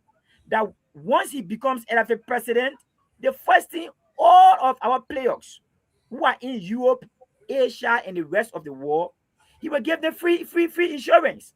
So it means that, for example, players like Akin Williams, who play for Atletico Bilbao at that time, if Kase Anthony Kuo had been president of the FA, we wouldn't have lost Akin Williams, because Akin Williams wanted to play for Liberia. But Mr. Raji said that he cannot give this player insurance only because the FA does not have money for that. So now we are saying that the current players that we have, they cannot take us to the African Cup of Nations. We need to blend these players with serious players who are from Liberia or Liberian by birth, what about mother or father, but they are playing outside of the country. Because the players are seeing what are happening in Liberian football. For example, Myean Nagbe played for Lone Star against Senegal. He broke his leg, and that was end of his career. So, Mr. Gayman, you, if you had a child, if you had a brother or friend who is a player, and you want to recommend, looking at the situation of Myean Nagbe, including Nathan Shemo, who almost lost his entire asset on national duty, had it not been for Rawa Salif, Nathan Shemo, who have been, one of the cases that we are talking about, who was on national duty and got injured and everything get damaged like that. One minute. Let me welcome Dr. Henry Peabody. Peabody, welcome to the show. Thank you, sir. It's good to be here. You know, I'm on my regular basketball transport with my son, but at least I'm sitting outside. I want to get the show. So it's good to see everybody. You have to good to see everybody. You have to come and play for Lone Star basketball team. If Kaseku become president, I will send my son. Maybe he would do better than Raji. What they're talking about right now, because the fact here is everybody want to look at the bad. Oh, Mr. Cook got arrested. But I listened to the show the other time and listened to what Fanta said. FIFA is more corrupt than any other organization in the world. That's the word of Fanta. You got a lot of people in that country that have been convicted of serious crime. They're making decisions. So why we want to put what happened to Mr. Cool and try to put him down? I think we have been working with it. It has been the status quo. Let's work along with this, man. I think from what I saw, from what I read about his local football team, I have a change of mind. I think he would do a good job for Liberia, and we need to support him as well. But if you're trying to bring who committed a crime or who got convicted of crime, I can name you more than 10 in Liberia that are sitting in holding high key position right now in government. So I think that should be kicking up. The Fanta say, I'm quoting a very word, FIFA is very corrupt. Great. Mr. Let me oh, you know, Mr. Peabody, you just have to look this up, right? He looking for company. Mr. Wallo. I stand by it. I stand by I'm gonna go to Sarah here. Mr. Wallo, real quick. Well, no, let me go to Mr. Sherman because he brought it up. He brought it about the insurance. Okay, Cassell owns a team called Facel, right? Exactly. Yes. Exactly. He's Okay. a CEO in Does Cassell provide insurance for all his players? All the players. So Facel has insurance. Exactly. All the players are on insurance. All the players. Okay. Sarah, your turn. You got a question for either Mr. Wallo or Mr. Sherman. Because remember, this is recorded. People are going to check now to make sure that what we say here. Go ahead, Sarah. Yeah, thank you, Mr. Gayman. I'm not, too much of a fanatic in Liberian sports, but I do follow the national team sometimes when they're playing. And of course, this is interesting to me because I want to see my national team, Liberia, the Lone Star, out there doing something better than what they are doing now. I heard you mention about insurance that Mr. Waheni Raji said he's not able to provide insurance for this international player. Who is responsible for the insurance of international? Is it FIFA or is it the Liberian government? In short, insurance for national team players, like it usually happens in other countries, or it is happening in other countries, it is squarely on the shoulders of the federation's national team. So for Ghana, it is the Ghana's FA that is responsible for the players' insurance, same as Nigeria and whatever. So do you guys think that the fact that Rajiv refused to give an international player insurance or to cover him, to come and play for the national team, that somehow those funds that are supposed to be allocated for insurance is somehow diverted to something else? Is that the mindset here, you think? That is our understanding, because serious country, competitive countries, relied on players who are playing outside of the country. Like the lack of Spain, you got many players from Real Madrid on Barcelona, Real Madrid from Spain. So there are many players, Mr. Sarah, there are many players who are not yet discovered, who are playing serious football outside of the country.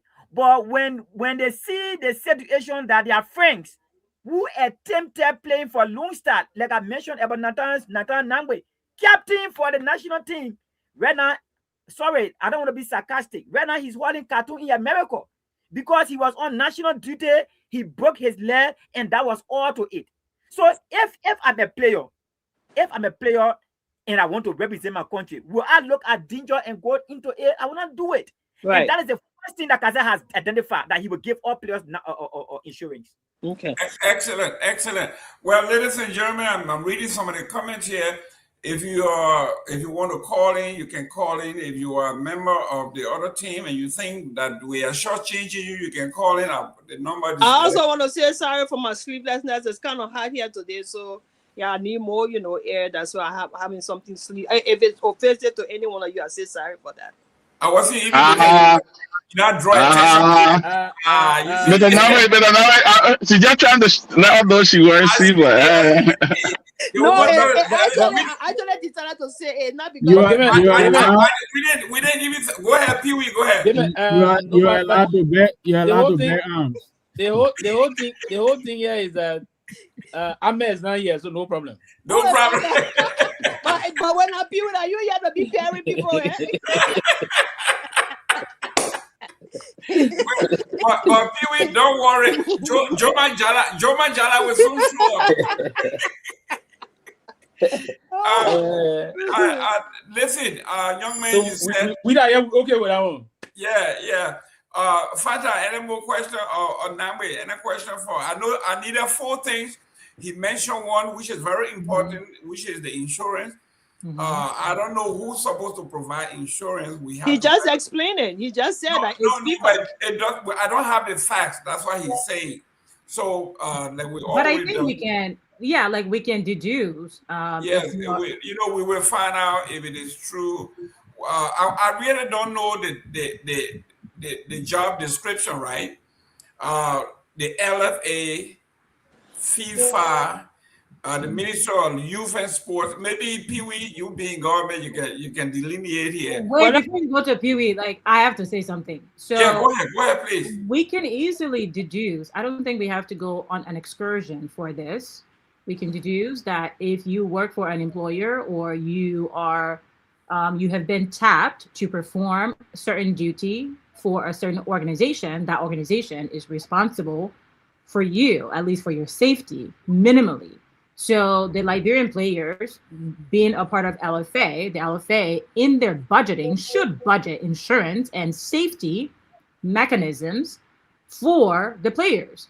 So I don't think we have to go scratch our heads much about that. Look, I really commend these young men for coming here today, and this is exemplary of the next generation, right, of leadership. And I think it's so important that we start really exercising what we mean when we refer to ourselves as a democratic society, a democratic nation. The very fact that Mustafa Raji, not taking anything away from him, he's probably been a great FIFA president, probably the greatest FIFA president. Kudos to him. But the fact that he's been there for 8 years, and you now just said the greatest? No, he shouldn't say. Okay, I don't know. She didn't say. She It said. is accurate. It is accurate, and that's why we are on this. No, hold on. She said he may have been or could have been the greatest. Don't listen to Pewee. Like, trust me, tension. You're not getting more tension than me. I know you from Kamara. Like, you don't even bring it around the Kamara. You already know that one. Okay. Because I'm from Papa and we lost. So you know it. So you know you're not with me. But what I'm saying, you won't go for it. Not for my attention. I'm Shema from Robertsport. The Papa people we know how to pack them, not to cool them off. I'm having a conversation with my brother now. I beg you, just stay out of it. Okay? But I come in, Mr. Before you continue, you know, I grew up in Kidman as a labor 2, 3, 4 years. From Shoe Factory to Kidman, which one is it, Pewee? Which one is no. Everywhere I live, you want to live there. I live in Ghana, you say you live in Ghana. I don't understand. No, not everywhere you live. No. Where we grew up, where you are born. Hey, thank you. I just my friend now, thank you. Because you are new on the scene, right? She's new on the scene. So This is I truly commend you guys. I truly commend both you, Mark and Wolo, for being here today, because this is very important. As I was saying, even if the justification is what Mustafa Raji has done for the LFA has been transformational and is great. He's been there for 8 years. And I think for that very reason, we should give someone else a chance, right? We should give other Liberians a chance, especially if their rights have been restored. We should not deny them of that right to participate, and also bring in more innovative and transformational ideas to take the LFA to the next level. Look, every leader come and do what they can, and then they leave the space so another person can come in with fresh ideas and pick up from where they left off and take that organization a step further. And I think the case that both my brothers here are making for a new leader for LFA is very much a scene, right? It's very much seen. And we cannot continue to purport ourselves as a democracy, but then we only practice that in the mouth. But behind closed doors, you have a few old guards and key holders who hold the locks and keys to a certain organization.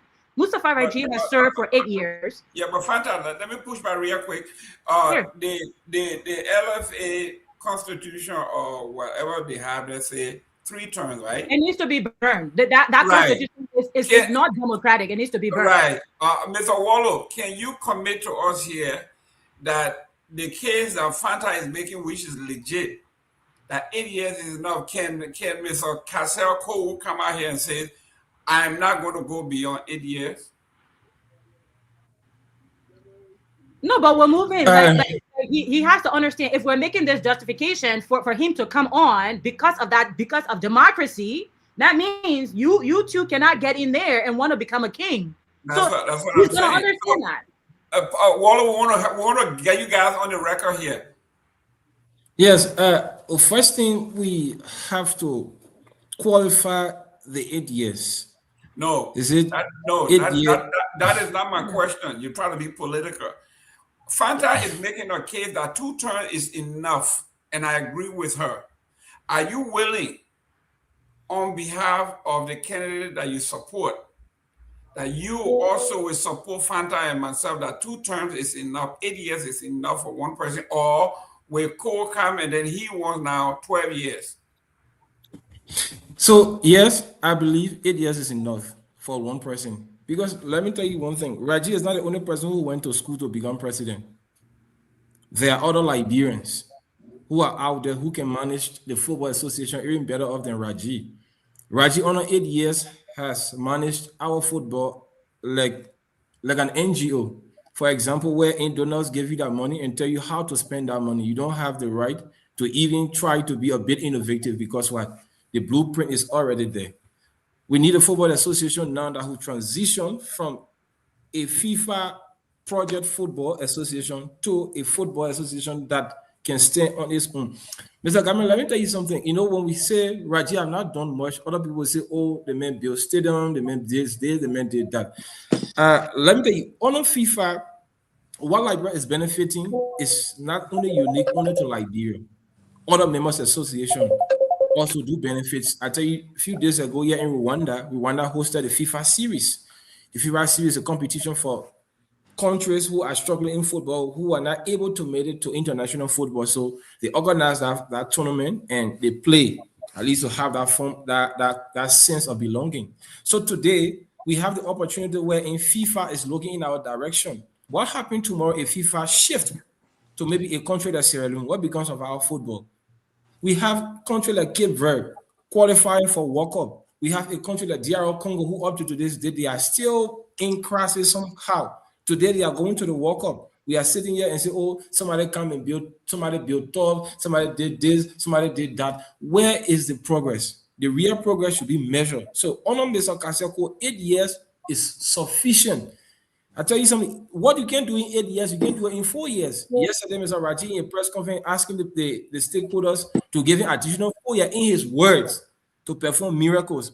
So the miracle was not possible in 8 years. That in the last 4 years, the miracle will be possible for me. I think that is a complete way Raji should step away and give the opportunity to other people that can lead the football. Now, let's come to a bit to the convention right now. 1 minute. Somebody, I think they have a question for you. Your name and where you calling from? My name is Sylvester Pewee, and I call from the USA. And I'm a full disclosure, I'm a former member of the Sports Writer Association of Liberia.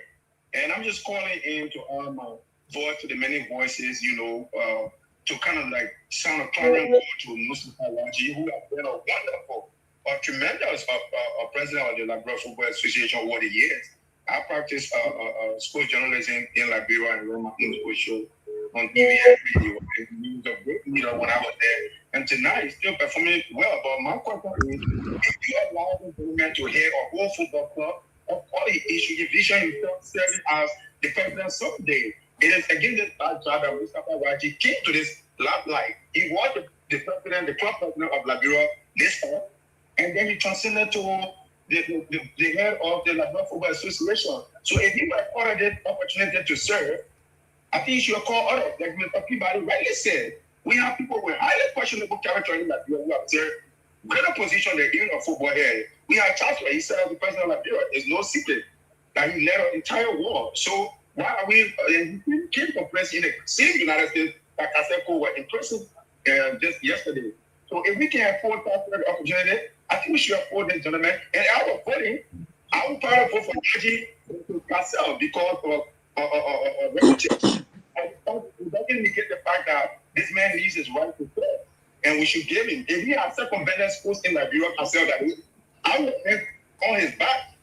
But he did nothing wrong that he did just soccer in Liberia, and he wants a shot at it. I think, like Dr. Peabody really said, we should call him all due respect and give him a shot at the job. We did not put people in Liberia. Let's learn to be practical and let's learn to be reasonable for one another. So let's just respect one another and give people the chance to serve. You never know when you bring to the table. And thanks for affording me the opportunity from my brother, Kehleboe. I appreciate you all on the platform. I'm probably very closely. I'm not myself going to let you go. Thank you. Real quick before we go back to you, let me welcome. I just want some clarification. I'm sorry. What is it that Reggie is doing that suggests that he doesn't want Kaseko to run? I'm not sure I'm clear on this. Okay. Let me welcome Honorable Chief. The chief himself is in the house. The Bassa Chief, Chief Tomalin, just welcome to the show. Yeah, thank you, Mr. Gayman. Mr. Gayman. Mr. Gayman. And always thank you, Mr. Gayman. Good to be on the show, man. It's an interesting conversation, and I think it's good that the young men have. Let me give a disclosure. We have reached out to the Raji team that they can come on the platform, but they only send me documents, and it's not what I want. Come on the show and make your case. But whenever I reach out to them, they send me the rules and all kinds of different the code papers and everything. But I think the clarity is that TCA have reached out to them too. So, like we said, this platform is open to the Liberian people. We can't make your case, come and make the argument and close the argument. So that's why we are here. But the good that the young men are here, and I think they are doing a good job to make the case for Mr. Kessel. And so we are happy to have them on the platform, and let's rock and roll. Excellent. Let me welcome Robert Garguah. Robert Garguah, welcome to the show. You are early today. That's very good. You like a teacher. You got a candy. You got a candy here. Toffee. We give you toffee to be on time. Thank you. I will be glad to take that. Thank you. It's great show. Thank you so much. Great. The gentleman from the Sports Writer Association just made a clarion call on a point. He says, if the presidency that was occupied by Charles Taylor, who was convicted and imprisoned in Liberia, he came to Liberia and we gave him the highest office in the country. And then we gave the speakership of the Republic of Liberia to a convicted felon. And then Bernard Blue, another convicted felon. All these felons, then why are we holding this over the head of Mr. Cole? Robert, you take a crack at it. Well, listen, I think I don't want to sound redundant on this issue because I think I've stated my view on what that is. But the rules are the rules, and if listen, Mr. Cohen has not even applied to be. He did today. Right, awesome, great. I'm glad that he did today. But if the rule existed, right, that a criminal cannot contest the presidency of the LFA, if that rule existed years before his involvement in this election, then I don't think it's targeted. However, I will say if Kasser Korn is good enough to be a stakeholder and make be a part of a body that makes executive decisions with regards to the changing of rules, then, and if he's good enough to invest as a stakeholder, as the president of a first division club, then it's difficult for the LFA to argue that he's not good enough to contest the presidency. I think that they will have to go back to the drawing board and take another deck at this rule, because again, like I said the other day, if they were as clear as they could be with regard to the rule, that if you have a criminal record, you cannot be the president of a first division club, which automatically makes you a stakeholder. When I'm talking about a stakeholder, I'm not talking about an investor. There are multiple club owners that are investing in clubs around the world. They are not presidents of those clubs. They are not CEO of those clubs. They have administrators that work on their behalf. They just invest their money. Stopping Mr. Cohn from investing his money as an investor, but if he becomes the president, the owner, and the president of the club, which automatically makes him or puts him in a position to apply and contest the presidents of the LFA, then it's difficult to argue that he's only good to be a part of a decision that impacts the LFA, but he's not good enough to be the president of the LFA. So this is my contention. I think that's very troubling. That's extremely troubling. We can have our cake and eat it too, right? This is exactly what the elephant is doing. And so we need to take a bold step. And this is beyond the elephant, Mr. Gayman, right? We need to take a bold step as a country. If we must exhibit this moral compounds and all of this stuff, then we must go beyond and be very clear that if you have committed a criminal offense, right, you cannot vie for the presidency or any other public position in Liberia. It shouldn't just be about the LFA and football in our country. It should be across the board. This is the reason why people are making an argument now that if the number 3 most powerful man in the country was a convicted felon, he did not commit crimes in Liberia, he committed crimes abroad. He served his time, he paid his fine, he returned back home in Liberia, and he was allowed to contest. And he became Speaker of the House of Representatives. We have multiple criminals that are in positions today. This is the reason why they're making these arguments, because it's difficult to say, well, when it comes to football and the institution of the LFA, criminals are not allowed. But when it comes to those that we seek funding, the LFA, the chief patron of sport is the president of Liberia.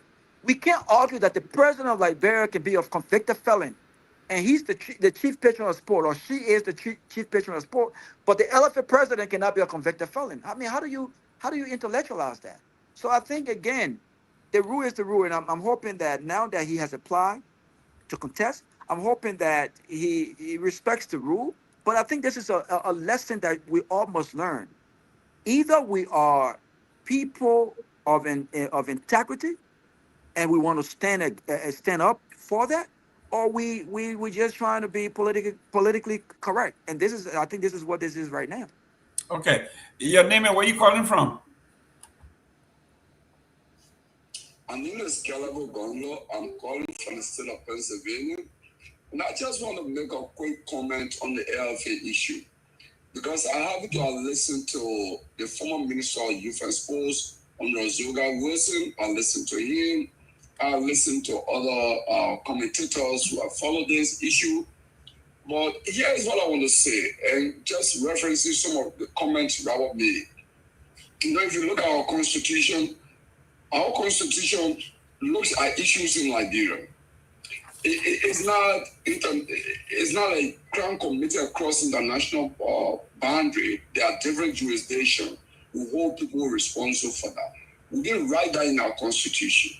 If you look in our alien nationality law, they have how you forfeit your citizenship, right? That if you maybe take citizenship in other country, then you forfeit. They have all those provisions written. But for example, somebody can come to Liberia today and become citizen, maybe from Mali, become citizen. He was not born in Liberia. You can establish a political party. However, when you want to become president, you can even be a political leader of that party, but you'll not be qualified to contest because you are not born in the country, right? So there are all the conditions you must meet. So the LFA has a rule, and it's just like what similar to what Musa Ability went through. I don't agree with FIFA rule in many instances, but I think FIFA is still need reforms. And at the end of the day, my take is Mr. Cole, I hope I'm saying the name right. Mr. Cole will not be qualified to contest because FIFA is so dictatorial and I would say a group that deals with each other. They cover each other, they scrap each other back, and that's what they did to Musa Ability. That you raise one issue. So give us the 3-minute rule. What? What you said, Tomalin? You following the 3-minute rule? Someone is asking a question. The 3-minute rule, are we following it today? Yeah. Yeah, we're following the three-minute rule.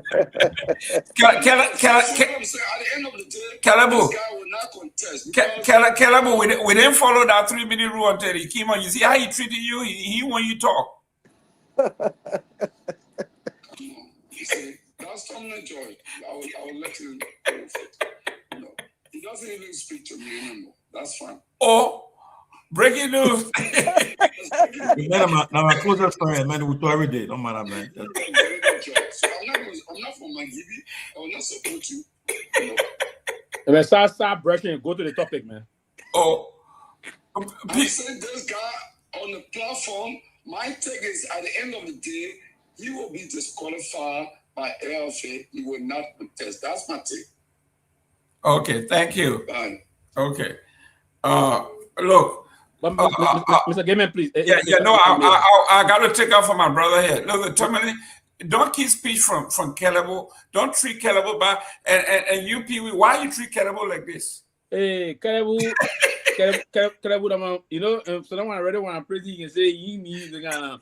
But we will say all the Ghana, then the next thing I'm saying, my phone will ring again, we'll talk for 2 hours. No, I'm big brother, to be frank. I respect him. Go ahead. I respect it. But Mr. Gayman, I just wanted to say this. Let's try to really play to the 3-minute rule. 3 minutes too much for one panelist. Okay. Then what the program go learn to respect that. I think okay, guys. Let them do it. I agree. I agree. Too much. Then let the program to go fast. Yeah, let them do that. So that fun that you're talking now. No, that fun. You always accuse me so I can talk for 10 minutes. She accused me and I say, oh, people now go more than 6 minutes. When she came, then she went 13 minutes. but even the Good thing I'm still here. Good thing I'm still alive. Who went 30 minutes? Put a crack on, let me see your evidence. She said, Pewee go 6 minutes. I said, okay, me rest. But Pewee went double. Pewee, even the Tomalin man asked the 3-minute question. The last time I remember he spoke, happy to keep the time. Minutes. Good. Yeah, please keep the time, Sarah. Keep the time. Yeah, let's Sarah keep the time. Good. Move on now. Round got record on you. Sarah I know they got record on me. I know. That one Sarah always respect the time, so she's the best one to keep the time. Yeah. Okay, guys, we're gonna have Kehleboe. You see why you're messing with Kehleboe? Why you keep messing with Kehleboe? Listen, guys. Listen, we got 15 more minutes. No, here. And don't pick Kehleboe promised me one pick. He said someone going to give me one. Joe Manjera said the P were too skinny, so he didn't buy it. But we got 15 more minutes, guys. Well, let's make that 16. So we say 8 and 8. Mr. Wallo, you guys have made a very good case. If I was a voting person, I think Mr. Sherman convinced me tonight. Mr. Sherman came on the show. He didn't bad mouth. He didn't criticize. He just said that 8 years is enough and that his candidate will do better than Raji. Raji have done his best. That argument will go over anywhere, anytime, because he's not here to criticize what he did, what he didn't do. He just said 8 years is enough and his candidate can do better. And one of the main things he said a candidate will do that nobody else have done is provide insurance for every player that put their lives on the line for the team. That is an excellent argument. Thank you very much, Mr. Sherman. Mr. Wallo, take your time to make your final statement and your parting comment.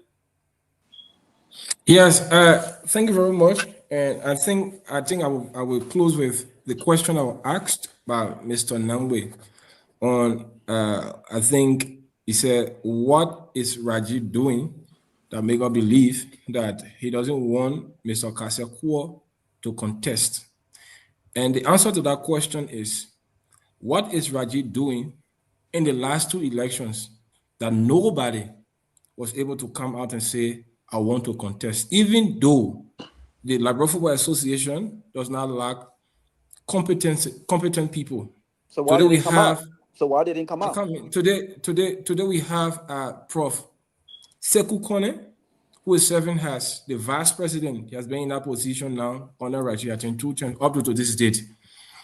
There is no way he can come out and say he wants to be president of the LFA. Why not? Today we are bashing on Kehleboe for ex-convict records. But today, if we look at the LFA structure, we have General Peanut Butter, who is on record of killing innocent people in our country. Today, he's serving as vice president at the Liberia Football Association. Raji is okay of working with a man like General Peanut Butter Adolphus Dodo, who is on records in our country for committing atrocity, killing people, and I don't want to say some of the harsh things But they did. Wallo, can I push back a little bit? Did the rules say you Yeah. cannot have a criminal record and run as VP, or does it specify that you cannot head the LFA? Executive committee. Executive Executive committee. committee includes the vice Okay. president, everybody in the executive committee. You Okay. cannot. So now, if we want to look at the issue of, let's say, he went to prison, he did something bad, but then look at other people who are on records of doing bad things, even more than what Kassia did, even though they are not going to prison, but the evidences are there in their involvement, how they deplete society. Today, they are still in the hem of power at the LFA. That's one thing we should look at. So we should also ask ourselves, what is Raji doing that people is not able to come out to contest? Today, let me say something. Raji is worried of Kassia because Kassia have gathered the energy. Kassia is very much bold to say, yes, indeed, I want to come out to contest for the position, not just for myself, but to make Liberian football better. And let me carry us back to the issue of ex-convict. Kassia will not be the only person with an ex-convict record to serve football, nationally or globally. Mr. Wallo, and I know you continue, but with all due respect, I think you're still speculating. What specifically is it that Raji is doing that gives you guys the impression that he doesn't want anybody to run in the LFA? You got to be more specific. Outside of them not making themselves available, what is he specifically? What is he doing? Yes. But look, guys, we see only somebody who don't want to think above will not be able to determine what Raji is doing. Raji is sideline. Raji has changed the rule. He's sideline other people. So I mean, you gotta look at Bob, not just why he's sideline other people. He's changing the rule. He's doing everything. So I mean, to stop other people. He is. That's what he's doing. But they have not come forward though. That's the problem. No, Why have they not come forward like Sarkon has? Yes, Because they got nothing to say. They got nothing to say. Let me tell you part of Raji today. If you look at people who are critics to Raji, people who speak against Raji today, some of them are even banned. I give you an example. Mace Benito Ure, who is the president, who's the president of the owner of Shatter Angel, was banned for 5 years, and later on, a P committee reduced that ban to 3 years.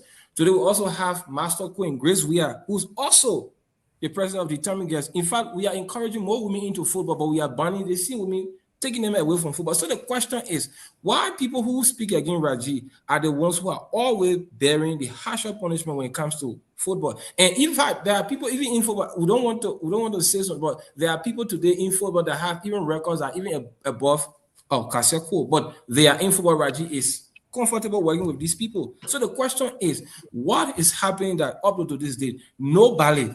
So can you tell us? Is bold enough to come out and say they want to contest against? So Wallo, can you answer Raji? that question? Can you answer that question for us? What is it? What is it? Is that Raji have created a system at the LFA that you not dare to stand before him to contest or even disagree with him. And if you do, what happens? If you do, what happens? If you disagree, you will experience or face similar punishment like Benita Ure, who was banned for 5 years, who reduced to 3 years. The reason why I'm asking that question, Wallo, one second, Mr. Gayman. The reason I'm asking this question, outside of this criminality, this criminal offense that was not caused by Raji, right?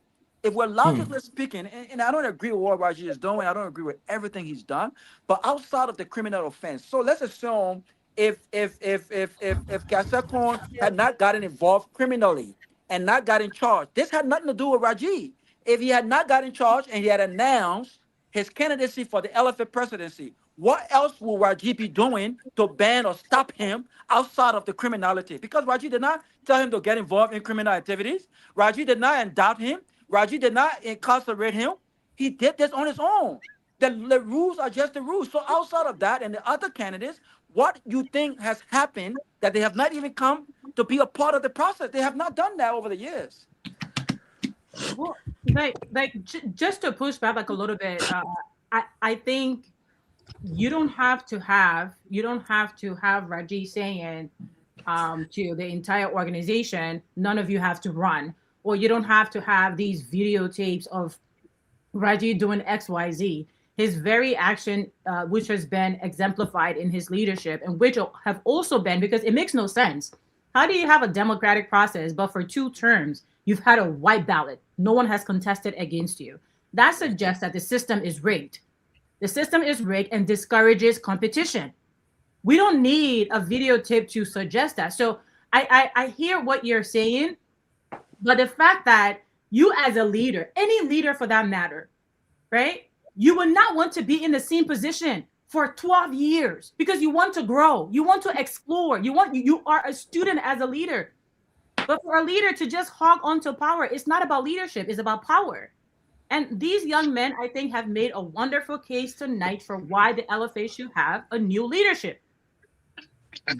They did. I agree, 100%. You know, go ahead, Reverend Dr. Peabody. Yeah, I mean, these guys have made the case here tonight, and just as beautifully said by Fanta. All right, 12 years. Okay, 8 years is all white ballot. You don't give anybody. The problem we have in our country, once people come to power, they don't want to give other the opportunity. We see the same thing with ECOWAS. The same people every year that going to be ECOWAS representatives. They don't want other people that come to take that position to go in there and find a way where they will stay there for good. That way you have guys like Edwin Snowden parading all over to the representing ECOWAS, this play and that play. They have sidelined other people just so they can be. And the same thing is happening with Raji. 8 years is enough. Give other people a chance to move. You're not the only one that there, or you must die before. You must die before other people take that position. I think that's ludicrous. That's nonsense. I think something got to happen. You know, 8 years is just too long. Most are not even going to a single championship in 8 years. Okay, but we can't guarantee that this guy is going to take them there because we can't guarantee that. We can't guarantee, but more than that, Dr. Peabody, just a second, and I get the point. 8 years is a long time, but I understand because cool. His administration actually were the one who ratified this law that allowed a 3rd term. He knows about it. Heard about who? And now that it is coming to bite him in the rear end, you know, he's crying wolf. I see all of this going on, and I understand. But it just seems to me like my brothers here just seem to get empathy or sympathy or whatever. I don't understand what it is. Go through the process. You have a process that is unrolling. Go and campaign and win your election. I don't understand why everybody's jumping up and down. I have not heard anything to convince me that Raji has a process rigged. I have not. I'm sorry. I mean, it's a different opinion. But I'm talking about the opportunity for others to lead, not just one man hijacking the place. And I think that's the point it makes. That's the point. Somebody finally keep forward, and that's a good thing. Go ahead. Let me say this, and I think there's a lot of we have not had a level playing field in for a very long time now at the football house. The fee have never been level to the extent that you allow competition to come in. And one of the comrades stated just now, Comrade Waters stated eloquently here that recent time in terms of isolating order or excommunicating some of them, threatening them, suspension, expulsion for a very protracted period of time. Like Beneta Ure, for instance. And we always, FIFA got a program now trying to encourage female participation into global football, right? If you were to move to start intimidating the females because it's trying to speak out, you know, because the fact is that we needed to see a playing field that would be very level to allow other. Listen, Raji's own responsibility in my thought process was to democratize football in Liberia. Has football been democratized the way we want it done? Absolutely no.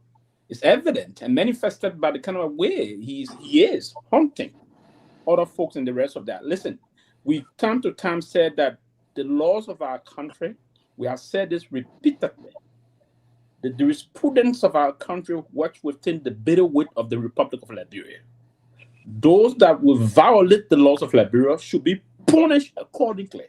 You cannot You cannot drag someone for something that they have done outside of their bureau, and that's one of the reasons why the law is very clear.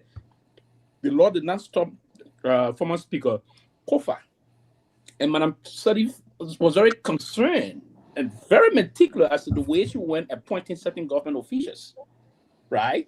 She spoke to her lawyers and all that. Before she appointed Kofa as special counsel, then Minister of State with her portfolio. Eventually, he came to be deputy speaker, then speaker. Kofa did nothing wrong in Liberia in terms of violating any of the laws in Liberia. They were given that right to come now. And I want to believe, right, the judge of the civil law court acted that ruling is in line of the man have no criminal record in Liberia.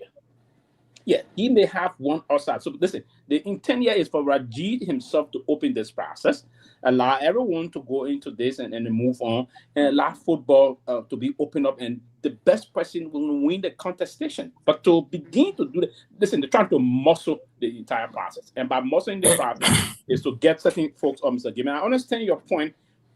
The process has never been free. Open this process. It is not one man, you've been there this time. The last time, 2018, it was the same. Former President Weah and the rest of the folks have to do some intervention here. And so are we suggesting to amend the criminality part of the LFA rules? You necessarily don't have to amend that. The man committed that criminality part is saying if you commit a crime in the where you want to be president. No, it doesn't specify. It doesn't specify. That's the ambiguity in the law. That's the problem. That's the ambiguity in the law. And the court will have to in the law. Pewee, he said there's an ambiguity in the law. If that's the case, then he still loses, because if it's ambiguous that you can read it anyway, then the power that we can read it that way. And let me end on this one. I want to be the one. I want to be the one. Waldo, 1 minute. Waldo, just a second. Yeah, Pewee, real close.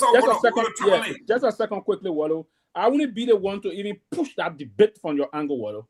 There's no level. There's nothing ambiguous here. He did not commit no crime in Liberia. But the law did not say if you commit a crime in Liberia. No. But the intent is when we contest the debate is where now the court will come. The court should be the interpretation. But FIFA is international. I will advise for your campaign sake. The court has done that already. No, the court did that, and the court did that in clear terms. But it may also be changed. Then the Supreme Court will eventually finally get the final and nail into the coffin on that. That's correct. But yeah, he did nothing wrong in Liberia. He should be allowed to contest. And just to provide information, that clause that is in the LFA statute, it is not common on the FIFA. Ask people in the LFA, say, read the FIFA statute. There is no law on the FIFA that clearly states that once convicted of a criminal offense, you cannot be president of FIFA or any other position. Now, under FIFA, we have what we call the eligibility criteria. Now, like I said, there are 10 of those criteria. And one of those criteria asks the question, have you been convicted of any criminal offense? Yes or no? If yes, you state the offense. And FIFA go further by saying they will do an investigation to know what went on, meaning where you commit the crime, was the crime involving the football, but it is not like a lifetime ban as it is written in the LFA statute. The LFA statute says once you were convicted of any criminal offense until you can die, you cannot be a member of the executive committee. That's what we say. What happened if somebody committed a crime in 1979? And today, are you telling me that something that was done in 1979, such a person is not qualified to be an executive member of the LFA? That's the question we are asking. Why did Kasekon, how do you respond to others who are suggesting that Kasekon specifically went to a local Liberian court when FIFA could have addressed this issue with regards to his criminality if the point is they would do a third investigation to determine the level of criminality committed? So if that's the case, why did he not go to the committee within FIFA that address those concerns? No, that clause is unique to FIFA governance, meaning if you want to be a president of FIFA, the eligibility criteria is for FIFA leadership. It's not for sub-association. Meaning if you want to be a president for FIFA... But you're making a point, right? So that means they have a committee that addressed the body, because LFA is part of FIFA. Right? So what I'm saying now, is, if something was wrong, football related, that infringed upon his right to contest the LFA presidency based on the criminality clause, why did he not take his case to FIFA instead to a local court in Liberia? Yes, or because the clause he is contesting believe contravene his right as guaranteed by the Constitution. FIFA does not have the authority to determine a present right provided by our Constitution. So if Cassell believes that a particular provision of whatever statute or whatever law contravene his constitutional right, he cannot take that issue to FIFA. That is not FIFA issue. The law says you go to the court. So what the court is doing, the court is not saying make Cassell president. The court is only saying this law this law contravene the supreme law of the land, any article 2 of the Constitution. I have the ruling here. The ruling here says. I'm not saying the ruling. I'm saying the Constitution. The court ruling said that Cassell should avail himself to the process. No, I'm not saying it. Now, let me make it clear. Cassell still have a case before the in-rem proceeding still before the Supreme Court. I don't know whether you are aware of that. No, the Supreme Court has not ruled on that. But let me I'm coming now. No, I'm not talking about the ruling. Yeah, I'm coming. Let me see what this is. It says here, Cole's candidacy has reignited debate over eligibility standards within LFA, particularly given his past conviction in the United States for a multi-million-dollar fraud scheme involving gold and diamond. He served several years before he was later released by the United States government and he came to Liberia. From a governance perspective, this raises critical question. Can an individual with a documented history of financial... Are you reading somebody's opinion? I'm reading from the newspaper reading here. But that's opinion. I am reading the debate. The debate here. There are two schools of thought. It does not suffice. No. It's not a law. It's not a law, Mr. Gayman. It's not a law. I have not seen people. Listen, guys. Listen, there are two schools. There are two schools of. Listen, guys. Mr. Gayman, I have not seen people this animated in a very long time. Look, I got him. There are two schools of thought here. You see, listen, the first school of thought says that a man, whether crime committed outside the country, should be able to contest. The other school of thought says, from the governance perspective, a man who has been convicted of embezzlement, will you put him in charge of financing of this magnitude when 80% of LFA funding comes from FIFA? That's the question here. That's it. Okay, Mr. Gayman, can I wait? Yeah, please. Talking about it. Yeah, okay. Yes. The first thing, let me say this, right? Look, Mr. Gayman and my fellow panelists, there's somebody asked a question. Raji has been president for 8 years. And during his 2 terms, he had never been challenged. The first challenge is why we're probably coming from now. And the question is, Mr. Raji, like I said, I will give him credit. I've done a good job for LFA, but if that's the case, open the process. They wanted to call an extraordinary session so that they can remove that clause that hanging over that trying to post as a hurdle for Mr. Kuo. So if you call an extraordinary session, if the delegates come to the session and if they vote to keep it, that's it. If they vote to remove it, and then the process go on. Why Mr. Raji? I don't think you should be afraid. Let them go to the elections. Because if you have done a good job, honestly, right, the people you will say, the delegates about any may have done good, will pay you back. But if something high, so I think it's to open the process. So let me frank now. Somebody said, Mr. Cole came back to the country. He not sat down and said, okay, he put all his effort into soccer, football.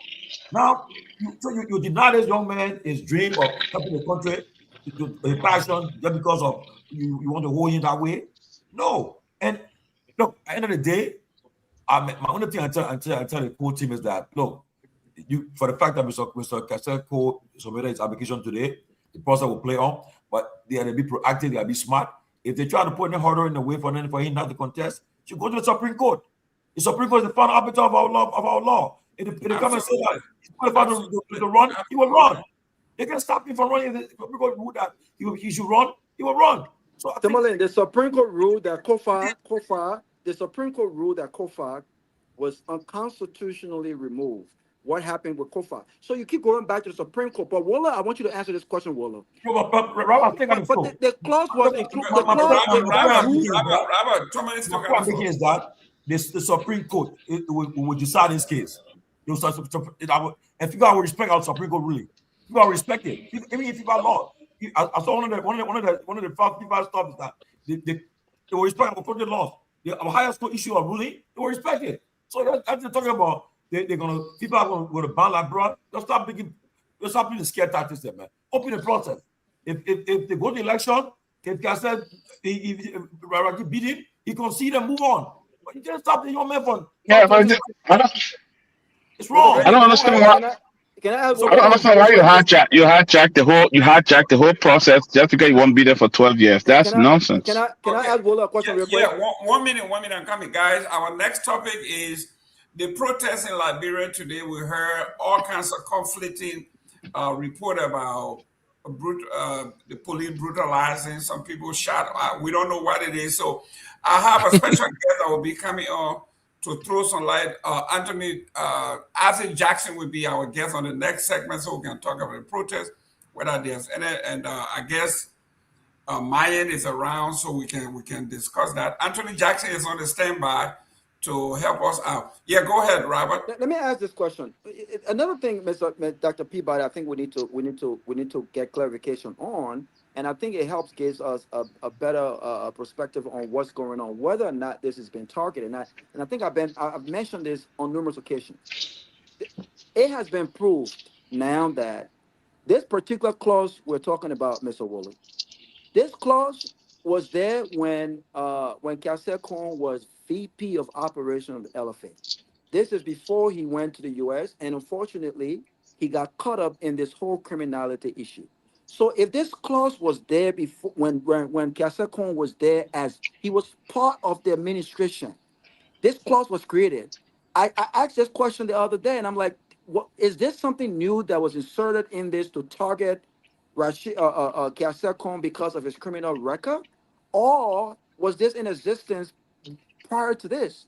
And based on everything we've gathered so far, Sylvester, this clause was in existence when this man was VP. So he was aware that if you have criminal record, you can run.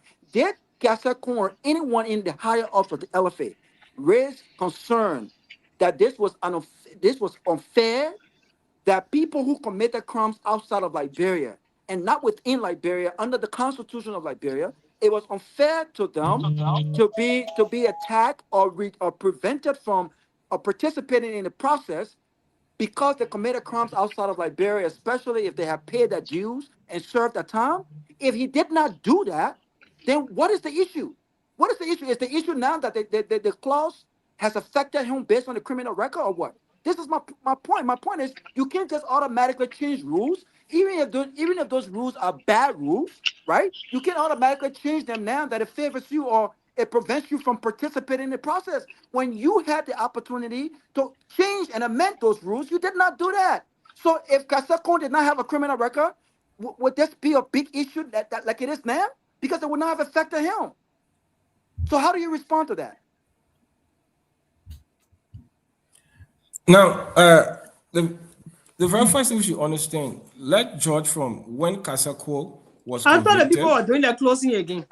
When I started watching, I come in. No, but Sarah, the thing is very important because they're making the thing that's a waste time. Answer this and just answer the question. Was he aware? Was this clause in existence when he was VP for operation? Yes or no? And if so, what is the issue now? If it was that long time ago, it can't be a waste time because it was that long time ago. And if the clause was a bad clause, he should have helped change the clause.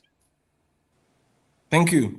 Now, whether the clause was there when Kehleboe Gongloe was VP, yes, the clause was there when he was in America, still has the VP. Now, if you look at the statute currently, the statute is the statute of 2018. Now, if you look at that statute, the statute carries the signature of Mr. Mustafa Raji. Now, whether the clause was there when Kehleboe Gongloe was VP, that does not negate the fact that he has right to challenge the clause if he believes that the clause violates his right. Now, one thing you understand, Kehleboe Gongloe is not the framer, or he was not the one or part of those who wrote the statute of the LFA. Now, there are other clauses that were on that was in the statute that people believe that have problem, they have issue with, and that those clauses were amended. I'm giving an example. Before, to be a president of the LFA, you must have BSc.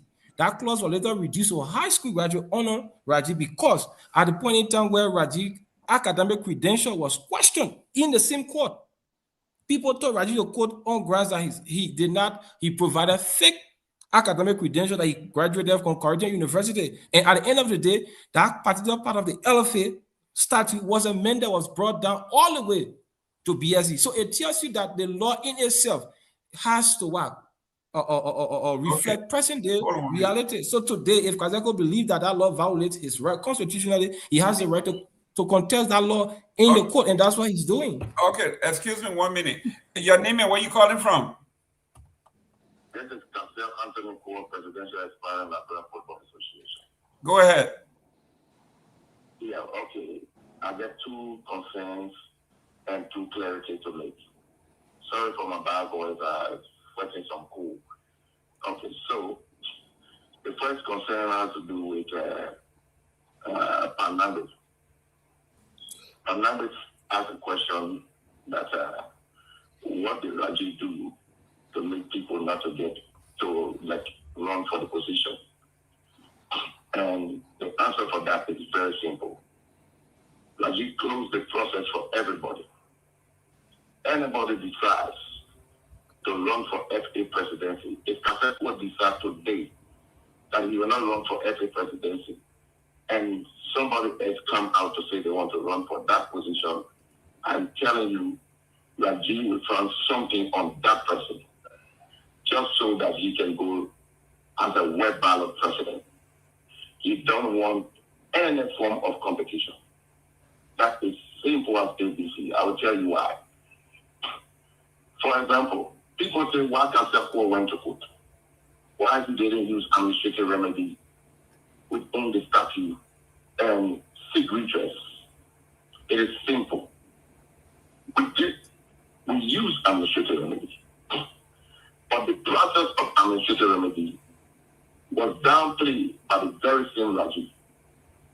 We put in 26 illegible signatures and asked for extraordinary Congress. My brother Lavo asked that question. We asked for extraordinary Congress. They received our paper. They lied that people withdrew their signature. That was a lie. They lied that 5 of the delegates wasn't eligible because they were neutral. That's a lie. It is within the statute, Article 36, within the statute, it says delegates who are members can sign for extraordinary Congress. They didn't say electors or voting members. So, Murtala Raji never wanted us to seek redress at the level in which we're supposed to. So, when they denied all the extraordinary Congress, what we did? We appealed their decision. The appeal committee ruled in our favor that the LFA should call for the extraordinary Congress. What the LFA did, the LFA trashed the appeal committee ruling and they bound the appeal committee. So the system, Robert, is not the system that you can trust. You cannot go to that system. Like for another example, we have a law within the statute. According to the statute, Congress approves every single law. We have a law in the statute, appointment of vice president's position. It was never in our statute. Raji forced that into the statute. And he said that he would be appointing his vice president moving forward. Congress never, I repeat, approved that. Senior professional, MSCC class 2, wrote the LFA arbitration committee and asked them to intervene because that was wrong, that was violation. He paid the money to arbitration. Till today, almost a year, nobody heard that case. The case is taken down. I will go again.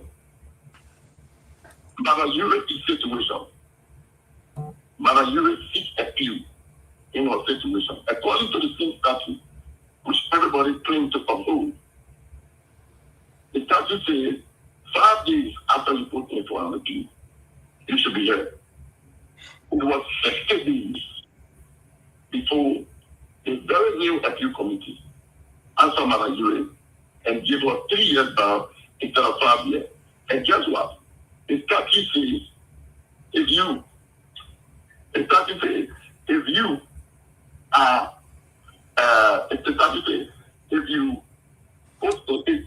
you are found guilty of match fixing, you should be banned. You should be banned for 16 and not 3 years. So they still violate the statute. So what I'm saying, Barabot and Rabot and Pagande and Rabot, is that there's nothing like process within the FK right now. Raji has made the process not to be independent, as we all know, as it's supposed to be. So no one can stand up and say they are going against Raji for presidency. You will be the next person the rope is going to come for your neck. So I was the one who decided to stand up and vote for this. Listen, Robert, I'm not happy with the fact that I committed a crime. I know very well that my crime had brought shame to my family. It had brought shame to Liberia and everything. But come on, we have continued to do it on the wrong memory. We have continued to just sit down and don't want to get back in society. I lift my head up high. I got back into football when I came from prison. I would have gone sit down in one corner and say, I don't want to live my passion. I don't want to live my dream. But what I did, I came right back into football. I started investing in the game, start developing the game, start doing everything that I can do positively to impact the game. Now that I want to be president, you want to hold me? I think that is injustice. Okay. It's true that law was in our statute when I was vice president. Yes, it was. But that doesn't make it constitutional. That doesn't still make it fair our constitution. So I want to injure my baby. Now I'm injured. So I'm making use of the constitution that protects every Liberian. That's simple as APC. Okay, real quick. Mr. Sherman is making a great case here on your behalf about 2 terms. Fanta also, we are all students of this 2-term thing. Will you fight vigorously as you are fighting to make sure that it returns to 2 terms and not 3 terms? 100%. I would say one thing. If I'm elected president of the Liberia Football Association, in my first 4 years, Liberia will qualify, reappear at the African combination. If Liberia don't appear at the African combination, I'm saying it on this platform, and I want it to be on record. I'm going to stand in my resignation. In the first 4 years, we will reappear at the African combination. But in the 8 years, I will do everything in my power so that Liberia can appear at the World Cup for the first time. I have an agenda. I have a plan for this country. And I'll do it. Cassell, the question is, if when you get elected, He answered that. He answered. No, it wasn't categorical. What I'm saying, when you get elected, you are telling us here that you will not contest for 3rd term, and that you will do all you can to change the law to 2 terms.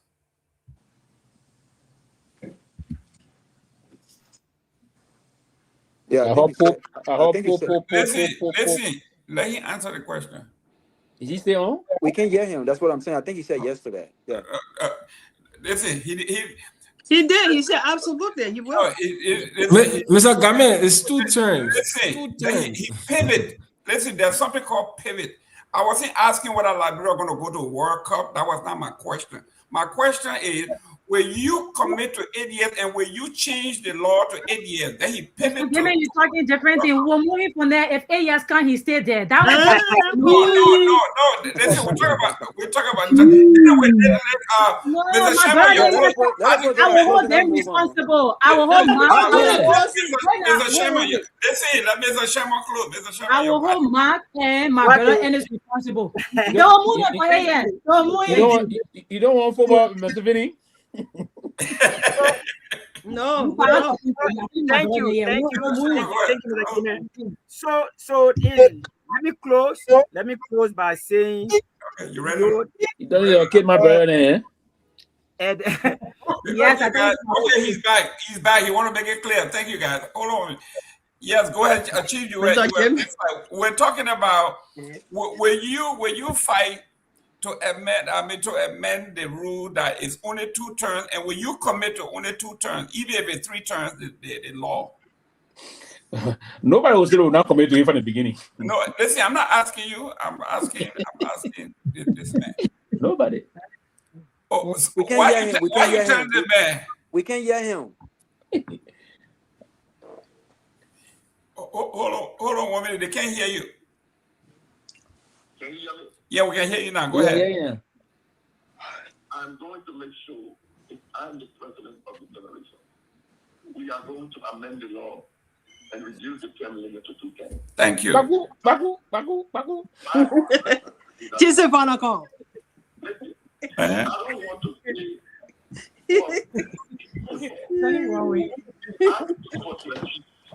everything that I want to do in 8 years. I need to keep that expertise in other places in Liberia. Yeah. I don't think I want to limit myself. Hold on 1 minute, Pewee. Please, is that why these cities geeks? Please flag that. Yeah, please flag that. Can you put out it? Yeah, go ahead, Cassie. Go ahead. Yeah, I don't want to limit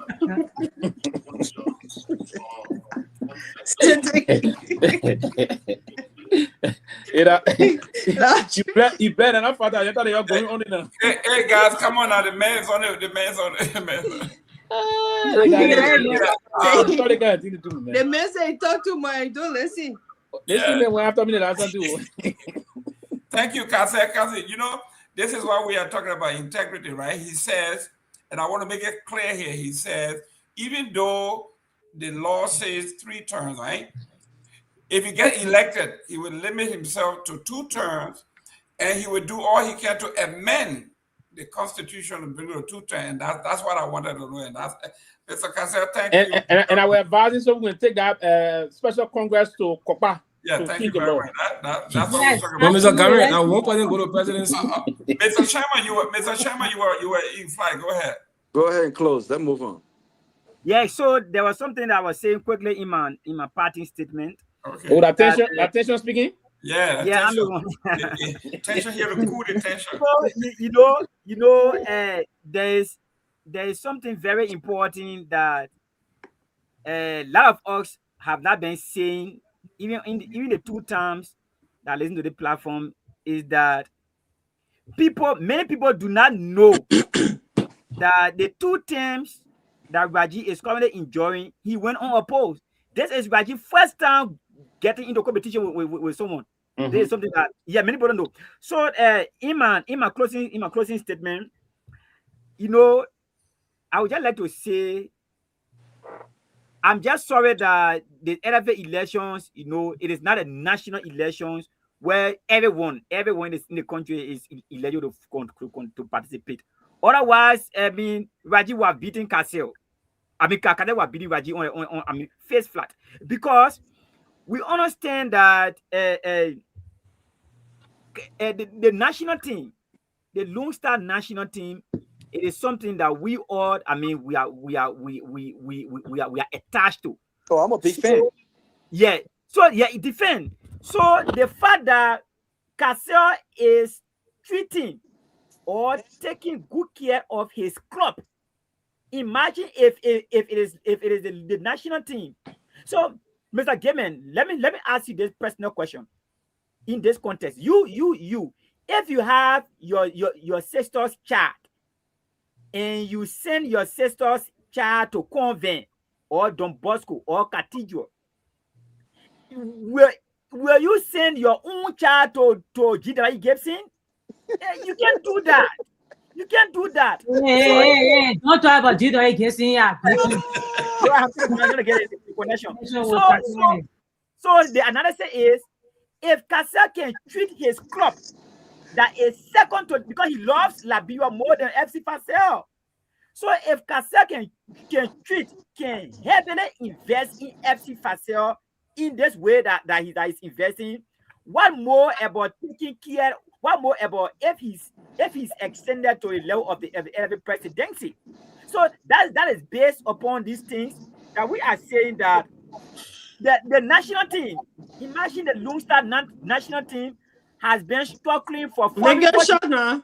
Yeah, come here. Yeah, you're okay. I come here. You don't have patience. So you know the Lone Star national team has been struggling for foreign coaches. This is something that FC Facel has done. I mean, 3 coaches in the period of 2 years. So we are saying that if Cassell is given a chance to head the FA, everything that Raji is doing, Cassell will take relatively short period of time to achieve everything because he has a backing. Cassell has an advantage because Cassell will not only be depending on FIFA funded money. Cassell has international partners that just in case if FIFA says today we are not sponsoring Lone Star, Cassell will come in because he has an advantage, something that Raji does not have. So tension. Let me tell you that I think your analogy is reversed. The man is managing a smaller club. That does not mean he will be effective on the big stage. If he was effective on the big stage and coming down on a smaller stage, I will understand what you're saying. You guys, look, you're doing well for your man, but you need to button up.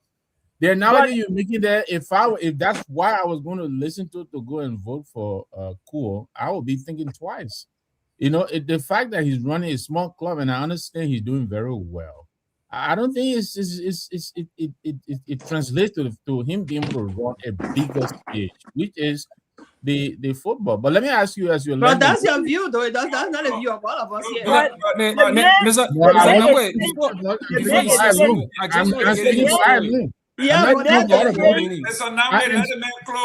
I'm speaking from I just want to give a story. Just 1 minute. The man is paying $8,000 for a foreign coach. Something that Lusa cannot do. Mr. Nagbe, I understand your point, but this is a club that has, a monthly wage of $40,000 to $45,000 per player. The highest paid player in Liberia is making $2,500. That is Zakwenga. He plays for Facel. So if Lusa cannot pay $8,000 to hire a foreign coach, and this man has changed 3 foreign coaches, and you, Mr. Nangba, you're talking about how it's a small club with $40,000 monthly salary for players. Thank you. Mr. Gayman, let me just give a story. 1 minute, so you can understand what we are talking about. Wait, you have 3 minutes to close. You have 3 minutes to close. You gotta close now. Y'all keep covering the people back. Yeah, just a story. So put this in your close. Now, the female, I think, under 20 team play a game on SKD, and they won that game. Cassell went to the female team to give them $5,000 as an appreciation to the team. Do you know what Raji said? Raji asked Cassell, what's the source of his money? Someone who is running his business in Liberia, leave Liberia, creating job opportunity, go give $5,000 to the female national team. You asking the man, what's the source of the man money? I think that's a legitimate question. I will ask that same question. Okay, guys. I think Raji is mean to the players. Listen, guys. Thank you very much. Mr. Cassell, wherever you are, I'm very impressed with Mr. Sherman. I like his take on this. Is how I like mine. The day I'm running for office, that's the kind of that's the way I want to run. Yeah. Don't go cursing other people that you bad. No, just tell me what good that I bring to the table. Don't be the deputy speaker. That's what the man said. That's what Mr. Sherman said. We like what Raji have done, But I think it's time for our men to take it to another level. He's equipped, he's ready, and you can't argue that. You can't beat that argument. It is time for change. And this man, these guys believe that he can do it. He's not bad-mouthing anybody. He's telling the world what this man has done based on his past performance. What he may be able to do for Lone Star. I'm not endorsing, but I like that argument. Mr. Sherman, keep it on. You will convince a lot of folks. That's right. That's how I like to. That's how I like the politics to be. Don't come here talking about what the other man is bad. His deodorant don't say. Mark, send me your number. Let's connect. And Emma also. Yeah, that the other guy deodorant bad, so you want to change it? No. We want to tell you that we can do a better job. Thank you very much, guys, for tuning in. Mr. Sherman, thank you very much. Mr. Wallow, thank you very much. Come back anytime. Let's make the case. After either your man qualify or disqualify, then that's a whole different story. But I think going to the Supreme Court is the way. Fana, that time is Tomalin is send your number to us. We'll text you as he said. Tomalin, please send my number to my brothers, please. We have to finish it now. Thank you very much, guys, and stay in touch. Let's follow the process, and we'll be listening. Thank you very much. Now, guys, let's go to what's happening in Liberia. We heard today. I watched some of the protests and what happened there, and I was a little concerned about the brutality that was involved. We have seen this over and over and over and over. Why this keep happening? Tomalin, talk to me. You were there for decree, so and so, move or be moved. All of these things we heard about. Why it keeps repeating itself? My thing is that honestly, you tell Ben Sanvee to leave me alone, man. Ben Sanvee, leave me alone. Man. Bad thing. But anyway, yeah. But let me say this though. I don't know. You help me with Pewee. Which article gave the people right to assemble? Article 132. No, I think it's 2. No, I think freedom of. I think it's. I think it's Article 2. Let me look at it here. No, it's not 2. No, it's not 2. Wow, Pewee doesn't know that. Wow. My thing is that it is the right of people to assemble, to protest, and at all times. In America, you are living in the greatest country on the earth. If I know that, then I know all the bug in the water. Every day. Encyclopedia. Every day. No, I can't guess that off my head. Listen, guys. But go ahead. I mean, every day people in this country protest in this country, right? And all you need to do, provide security, let them protest. Okay? The people don't say they can't take down the government or doing one, let them protest. But to stop and tear gas, spraying them with tear gas and things, it looks bad. They get a video, you see it, somebody who don't know outside the country see it, they'll say, oh, Liberia again, people are running. I mean, it looks bad. And I mean, say what you want to say, but do you know we are administration? I mean, we are receiving one of the highest protests in recent memory. In fact, like the opposition admitted, they said from the get-go, the minute we are going to they started attacking him. They started attacking from the get-go. They went against him. And what they ended up doing in the latter years, they started to improvise food for the protesters. Feed them, get them water. And I think when somebody not give you food, you give water, you get weak set. You say, but you get weak. But to see the people tear gas to the guys, it was so funny. I watched a video today. One of the guys, the guy loves to talk, you know. When it's time to chase the guy, I start to run, you know. I say, hey God. I mean, but I part of the struggle. But again, I'm not happy too with the soup guys too. Every day they come up with something with all the battle, the militants and thing. But my concern is the way the government respond to the protesters. It's wrong. Okay? Let them protest. When they finish protesting, they go home. But the side spray tear gas in there, it's wrong. And so what I saw today, I think it's ugly. You shouldn't let the students, let them do what they got to do. Once they're not violating another Liberian's right, they're not damaging people's properties or breaking the law, like say trying to obstruct traffic, obstruct the movement of people, break into people, create vandalism. Hey, but if it's not, they're not going to yeah. Okay, guys, we have our guest here. If you can send it the link, fine. If not, he will be beautiful. Your name and where you calling from? My name is Asset Jackson. I'm a familiar person on this show. It's a pleasure joining you guys this evening. Let me say good afternoon, absolutely, to you, to Brother Tomalin, Rabba, Pewee, all of the distinguished panelists on the show. I just want to hold my hats up to you guys for all that you continue to do for our people. Thank you very kindly for having me. Hey, you missed Sarah and myself. We're also here. Absolutely. I want to say, I just, I mean, it's unfortunate that I didn't call you by name, but I said all the distinguished panelists, including your good self. We got all the distinguished panelists, including your good self. Okay. I want to pour my hat up to you for all that you do for our country. Okay, on the set here we got Sarah Dopoh, and then we have Fanta Kamara. My darling sister Sarah Dopoh and Fanta. Yeah, thank you very much. That we follow. Hopefully, you follow what happened today in Liberia about the protest, and a few things. What was your observation? Brother, at this stage, I like to say that it is not impossible to exaggerate how terrible things are now on the home front in Liberia.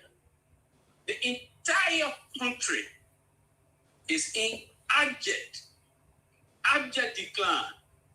And you want to now ask yourself, where are the boneheads that were marching all over the place, up and down the country, and depicting Mr. Bwaka as the second coming of Jesus Christ, who are going to solve all of Liberia's problem? Where are those boneheads now? Today, our students exercising their Article 17 rights, the right to freely assemble and petition the government to do right. While exercising that right, they were being severely brutalized, blood spilling in our streets. And I'm asking myself, where are the former student leaders? Where is the condemnation from the former student leaders who also exercised similar rights yesterday? Today, they are serving as final ministers. They are now worshiping in the church of self-interest. They're celebrating and exalting police people who are taking the law in their own hand and basically meting out the severe brutality against the students. Some of the students today were brutalized, blood in the streets. People are taken to jail, incarcerated for exercising rights. If they were wrong doing those time, they can't be right doing Bwaka time. If they were wrong doing Taylor's time, what makes it right in Bwaka's time? It's wrong. Wrong is wrong, no matter who does it. That's why I thought the student leader, former student president, now final minister, will be in the front row to condemn what his police people did today. He gave them money to brutalize students. So, brother, the country is in abject decline. Abject. People exercising their right. It's provided for in Article 17. Look at the disgraceful thing the lawmakers are doing. If I would just say that in passing, somebody exercising a right to hold an opinion. Article 15 gives that person the right to hold an opinion and express that opinion. They say they're going to expel somebody because the president hold an opinion and express the opinion. If you're going to expel Yeke Koluba for saying he did not honor the sovereignty of our country, then what do you then do to President Bwaka? Because it was Bwaka who set the precedent of violating the territorial integrity and the sovereignty of Liberia when he accorded junta leaders the right to invade our country, go there and take people who are running away from the brutality of the junta in Guinea. Who gave Bouaka the right to allow the Guinean junta to go to Liberia and arrest Brother Sherry? So, Brother Yeke expressing his opinion, said he friend to Dumuya and the land for Guinea, that Brother Yeke can get Liberia land out, that you can't dismiss it as somebody saying something that you don't approve of. It's a mere exception. We saw President Bouaka taking busting picker talk for the junta. Are they not his friends too? So what are the lawmakers doing about that? Well, Liberia is at a low place. We all have to stand up and say enough is enough. This man who they depicted as somebody who was going to rescue Liberia, and he was the second coming of Jesus Christ. See how much he's doing to our country. The situation at the border there is about illicit money. Has the president taken any action against his Minister of Internal Affairs, who has been accused by every sensible person in the country? Can anybody intelligently argue that Liberia is not in abject decline when poor people's homes are being demolished without any recourse to the law? Is that why we rescue people? When you demolish homes, you demolish lives. Is Bouaka unaware of that? He demolishing homes, but using $10 million to build something in Foya. You know what $10 million was done to build the homes for poor people in our country? At age 80, you're still building $10 million home, looking for maximum comfort for yourself. It's saying all sorts of things. Can you imagine the country is in decline? Somebody say, oh, it is the African Union thing they're doing. Get even LSU. They were doing African Union thing, brother. What is the historic birthplace of the African Union or the OAU, so to speak? The historic birthplace of the OAU is in Sanikole City. If for any reason you want to bring back relevance to Sanikole, will you not carry that thing to Sanikole? You will carry it to the president, whom the president wants to put his face on everything. Is the country not in decline? Is that what people voted for? The students to be brutalized, poor people homes to be demolished, while the president goes home for himself? Is that what the people voted for, Comrade? I think Mr. Bouaka is a big disappointment, and if the lawmakers who are so spineless, if they will want to impeach Yeke, they should impeach the president first, because he laid the basis for what Yeke accepted. He was the first to invite the Guineans on our soil to violate the sanctity of our soil and by extension international laws. When people are fleeing military junta and persecution, you then get them back to the military to carry them to Guinea to do whatever they want to do. Where is Brother Sherry today? Ibrahim Sherry. Bouaka speak to that? That they took the boy from the government custody. He was in government custody according to his lawyer, Justice Kabina Chane. Took him from there and carried him to Guinea. Today, he went about his own. Can Bouaka explain what happened to Brother Sherry? Why did he give Brother Sherry to the junta? He was the first to invite.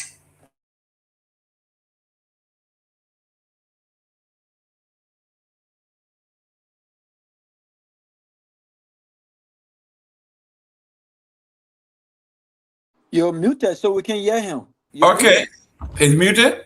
No, you was muted. Oh. So come on. Okay. I think these are things that should concern us. Today, the B mountain, they want to politicize B mountain. The government has the right to rectify the B mountain. B mountain is enslaving our people. What have the government done to rectify? The government ministers are going to B mountain, begging for money to take care of their friends and their girlfriends. And the people are in abject poverty. What are they doing about it? You don't want to rectify good law, you want to be behind Yeke. Yesterday, you unlawfully uprooted Fonati Kofa, contrary to established laws. Today, you're behind Yeke. People can express their opinion. Look at the disgraceful thing they did to Prophet Key. Prophet Key. President Bouaka accorded Prophet Key a front row seat at his inaugural address. Why did he do so? Because he was certified with Prophet Key insulting Georgia and Hawaii.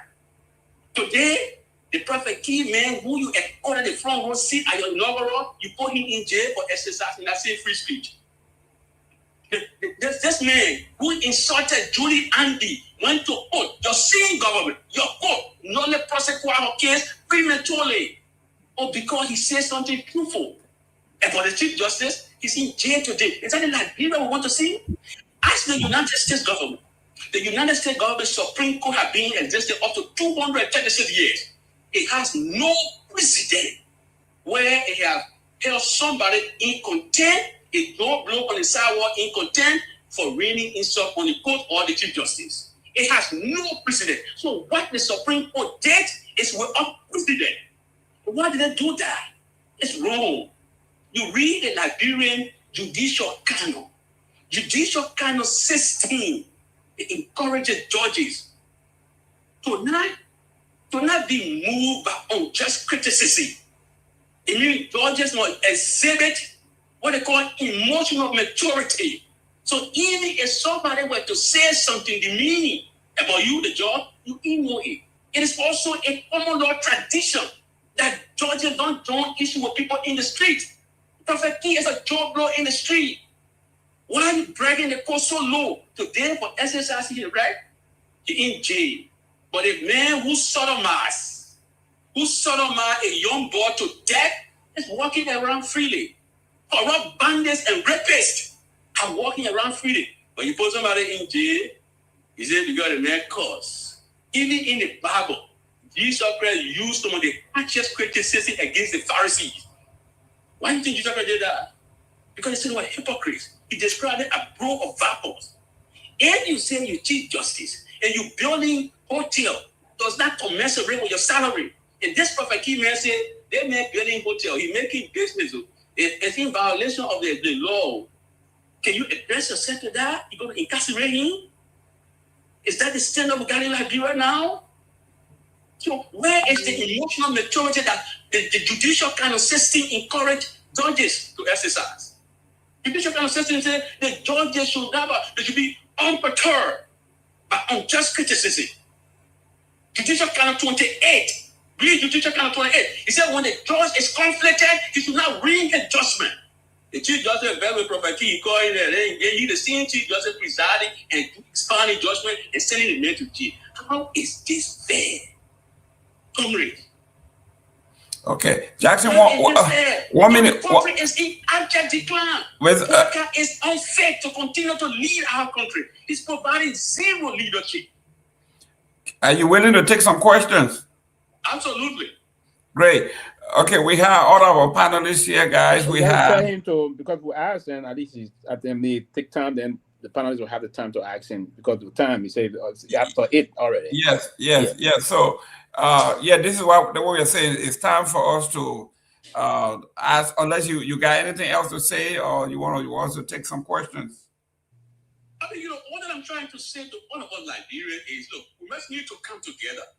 I think we need to raise resources and file a class action against the government. First, to deal with the homelessness that the government is creating. When you demolish home, you're demolishing lives. The government own law. President Bouaka was vice president when we passed the Land Right Act. The Land Right Act gave some of these people squatter rights. And I listened to a flunky like Dylan on the floor and said, when people are paying alleyway, you must break it down. Look at the level of arrogance and ignorance that he exhibited. When the government who got alleyway doesn't develop the alleyway, sit down idly, and people encroach on the government lane. And those people pay taxes too. Why they encroaching? Those people enjoy some kind of squatter rights. You can't take the citizens and throw them on the bridge. You must give them somewhere so they will go and settle. Squatter rights. It's provided for in the Land Right Act. You just demolish people, made them homeless, and they levy under the bridges. Is that what Bouaka took power for? To make our people homeless? And former student leaders, some of the people who in Bouaka government said they were human rights loyal.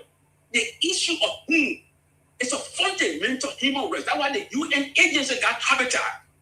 And some of the people sitting down there and say, national security advisor, they were human rights lawyer. You don't think those people got rights to their homes?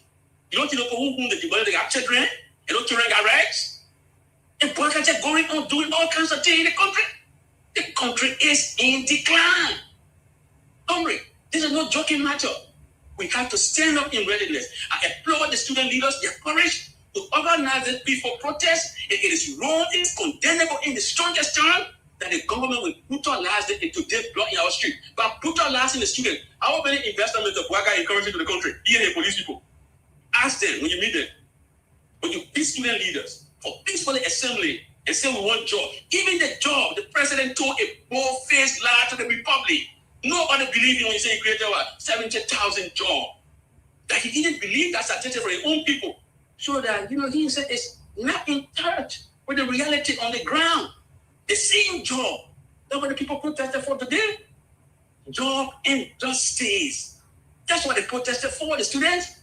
And you're going to brutalize them? And you got no shame? Having told a bad lie, even though you're a bastard digger?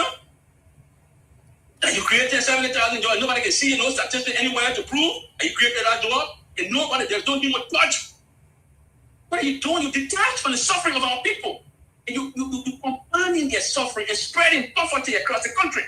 You can't create jobs, you can't build homes, but you're breaking down homes. You're putting students in the streets. This is the thing you voted for. So, brother, today, my thing is to point fingers at some of those boneheads that were marching up and down and saying Bouaka were going to do better. We told them that Bouaka could not have done any better. His boss lady, Ellen Johnson Sally, that he served for 12 years, could not recommend you to the Liberian people. He did not say to you that he couldn't do it. People know the evidence of their eyes and their ears when we're telling them that this man failed as a vice president. He had nothing to show as vice president. In fact, he indicted himself when he said he was like a packer. And he did not see a substantive. See, he did not see any value in giving them anything effective to do because he was a failure. He was a walking failure. He had proven her right. Show me one picture anywhere in the country where Ellen Johnson telling her Bouaka and say, this man is my vice president, he will replace me. Zero. She didn't have any confidence in him. But some of the young brothers today who now sitting down on the sidewalk and throwing rotten banana at Bouaka, oh, why you this student leader? Why you did it? Why you did that? When we told them, they insulted us for being truthful. So it's not enough we could sit down on the sidewalk now and say, oh, Bouaka, you do this. Bouaka, you do this. You know the evidence of your eyes and your ears. You inflicted Bouaka on our people. You are complicit. But let me put a question now. Are complicit in Bouaka beating student leaders. It's not enough for you to sit down there on Facebook. Okay, thank you. Seeing the evidence. Yes, Jackson. Let's go to the questions here. We have Victor Nagbe here. We got Cyril. We got Fanta. We got Robert. We got Tomalin, and we have Honorable Pewee. Let me start with Pewee. Pewee. But let me just only quick, Mr. Gayman. Start with me. I'm responding. Because of time. Please make your answer short because because it would be nice. 3 minutes. Okay. I'll be leaving by 8:30 and we've got somewhere to go. It's for me. Okay. So say you leaving early. Let's start with you. I just want to respond quick here, man. Just start with another person. Okay. Honorable Tomalin George. You have any questions? Really, I don't really have a question because I mean he said it all, Okay. So yes. But, okay. Let me go to Sarah. Sarah, any question? Any comment? You are muted, Sarah. I do have a question. My question, right? Maybe comment or question, whatever. But what I want to say here is I listened to all of what the Councillor Jackson said. Okay. And most of the times I hear people say, oh, what is the opposition doing? Why all of these things are happening? What these kids get up, they get in the street to protest for things that are not right in their country, that it's basically directly affecting them. And you have a government who gets in the street and tear gas them. What is the opposition leaders doing? I don't see any condemnation from anybody. Like I saw a condemnation from a few people. but the opposition community as a whole. We see a lot of times that sometimes I peep to listen to other, platform, like the Spoon platform. These are people who brought the government to power. And they say and be like, oh, but what opposition, they're not bring these people to power. You use the same platform that people use to bring them to power. They should use the same platform to tell them what is wrong when they do wrong. Y'all use that same mouth to bring them out of power. These people put these children get in the street and they're going to take them and harm them. What happens? Their families are worried about them. Who gets to benefit from that? The same people that brought this government to power. Your mouth y'all use, your platform y'all use, y'all go after the same people to take them from power or for them to do the right thing for our people. What do we do, Mr. Jackson? Councillor Jackson, what do we do in this case? Kids are in jail right now. We saw pictures of people bloody in the streets. What do we do at this point? That's my question. Thank you for the question. I'm Anthony Allo, right? I'm Anthony Allo, so I want to clarify that. This is a political change. Somebody calls it, the American Council just distract us. But like you rightly said, this is disgraceful. This is disgraceful. Because some of these so-called student leaders, and I call the finance minister's name, he was a former student leader. Today, he is in the church of self-interest. All he cares about is how to put money in his pocket and in the pockets of his family. At Leges, his brother is heading Leges, the web's going to be there, they're going to straighten that mess up. Up to now, I don't know how far they're going with that. Leges, what they did at Leges was violating of the code of conduct. The man can be the head of the institution while he worked there and debited to him.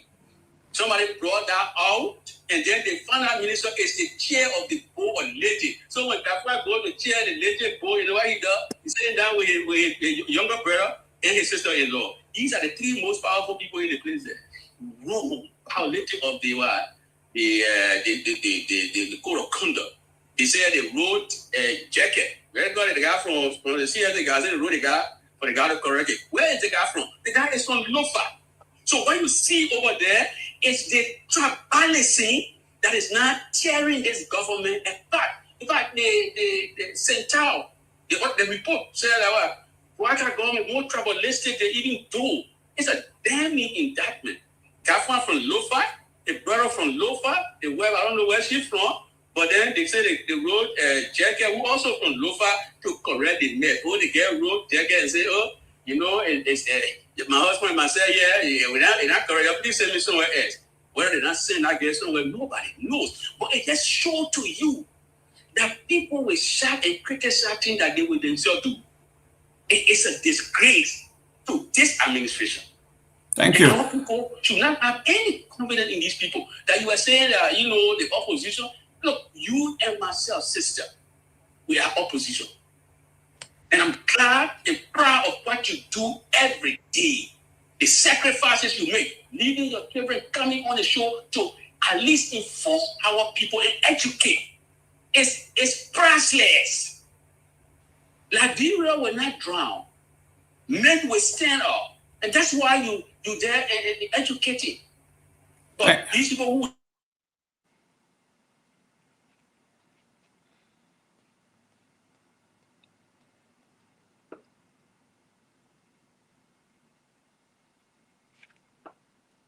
Mr. Gayman, you're muted. to be in power, 12 years of experience in power as vice president, you were taught that Mr. Brother would have done better. Today, what I'm making a point to know that Abraham Lincoln. Thank you. The same private jet he criticized, and the same private jet he will fly, even locally. Isn't that disgraceful? He fly a private jet to go to Foya. This is the same worker. It's a walking contradiction. Okay, if they're going to impeach Yeke, they must exercise the courage to impeach Garguah for violating the Constitution, for ignoring the Supreme Court when they said that they didn't have any right to do what they did, for bringing. Look at the other thing they put there. You know what the House of Representatives want to do? The House of Representatives is supposed to check the executive, check and balances. The executive is bringing in a controversial yellow machine, and those clowns are wearing yellow clothes and marching in the country. What level of check and balance is there anymore? I got a question. You really got confidence in these people? We got a question here from Fanta. Fanta, you next. We got. I don't have a question. I just have a comment. Go ahead. I agree with all of what he's saying. I think I have been saying this. We need a revolution. We need a true revolution, and to revert to the legislative and consider them any part of this process, I think will be a great error on our part, because the entire legislative are bought. They are not only in the pockets of Boyka, as in Boyka bribes them all the time. So we cannot, as the public, expect any type of sensible legislations or modifications, amendment, augmentations to come out of both houses. Time and time again, we have seen that. They have demonstrated it to our faces. In fact, even bluntly, they have expressed how much they do not care about Liberia. And for us to continue to restore faith in them, I think it's going to be very sad on our part. The fact that, you know, we talk about them slicing and dicing Liberia and the extractive industry from the ArcelorMittal deal, where in exchange for sensible ratification, they give Ellen 100 Hilux pickup, and she was satisfied with that, and then automatically renew the ArcelorMittal deal. And then they just extended it for another 50 years. Then we go to beer mounting, where is the same exact thing. You have Simon Tiller, who is supposed to be the people's advocate, advocating for his people of Grand Cape Mount, sharing that session and selling out the resources of Grand Cape Mount and Liberia. Then you have the rest of them who are either consulting for the mining companies like Kamara and Alex Tyler and the rest of them. Then you have the vice speaker of the household, like your Thomas Fala, your Sir Joseph, your Momo Saros. These people have contracts. They have active contracts with the mining companies where they are providing logistics, they're providing trucks, they're providing buses, they're providing resources. So what type of expectation can we have of the legislative when they are directly in bed, when they're directly in bed and doing the bidding of the companies that Liberia should be benefiting from? And that's why, like I keep saying, maybe it's time to nationalize the mines when it comes to the extractive sector. I don't think we should give away our resources for free as we have, and then certainly not depend on the legislative to make any type of sensible decisions on our behalf, because they are compromised. They're very much compromised. And that's why it's so hard to get anything done, anything transformational done, because they're absolutely going to kill it. You know, you see what's happening to the students today, and whether they were in their rights and they were or they were not in their rights, the police should be acting on behalf of the people, right? The police is not a political entity. It's not a political organization. So for you to wage such a grotesque war on youth who are protesting for something that their nation should provide, they're very much legit in their expression of discontent. And for you to denounce that by making them bleed, by using such force as if to say you were at war, but you're such chicken when it comes to going to the border to fighting like the gendarmeries. You're such chicken to go to the borders like to fight Guinea. You give all the excuses, but when it comes to the youth who do not have arms, you have all the power to demonstrate. You know, it's sad that the IG continues to lead his organization in this regard. And I keep asking for him to come on, because he needs to answer some questions. How is it that you're leading such an organization that's supposed to be representing the people and providing security for the people, yet is attacking the people at every chance at your command? And I was very shocked today to also learn that I saw a note from Councillor Gongloe that the IG was the one who initiated a complaint against Seleke Kromah to the House. The IG was the one who wrote the letter and said that Seleke Kromah was treasonous. In fact, I just want to read it like really. It's very short. I just want to read it like really quickly. I came across this and I was like, so the IG is the president now, so he's the one making recommendations to the legislative to that Yeke has committed treason and he should be prosecuted. So it reads, in the interest of the public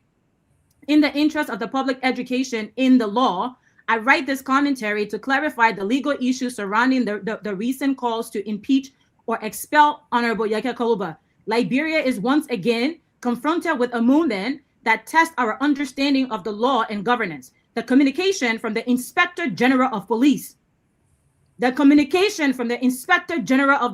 calling on the House of Representatives to take action against Honorable Kromah for treason is not only misplaced, it is legally unsound and constitutionally dangerous. Who does Gregory Coleman think he is?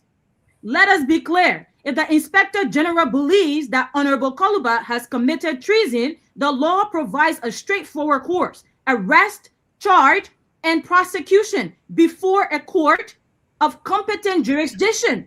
Treason is a criminal offense, not a political accusation to be resolved through impeachment or expulsion.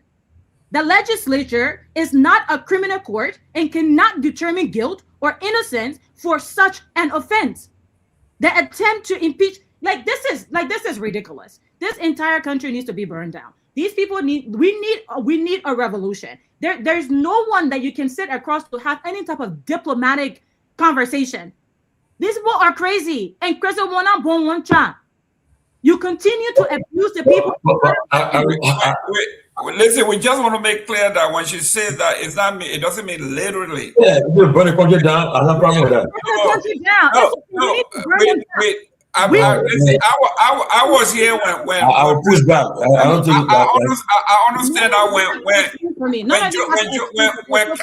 when the candidate Joseph Boakai said that the country will burn, or exactly. Why? Where were you? I don't think he meant it literally.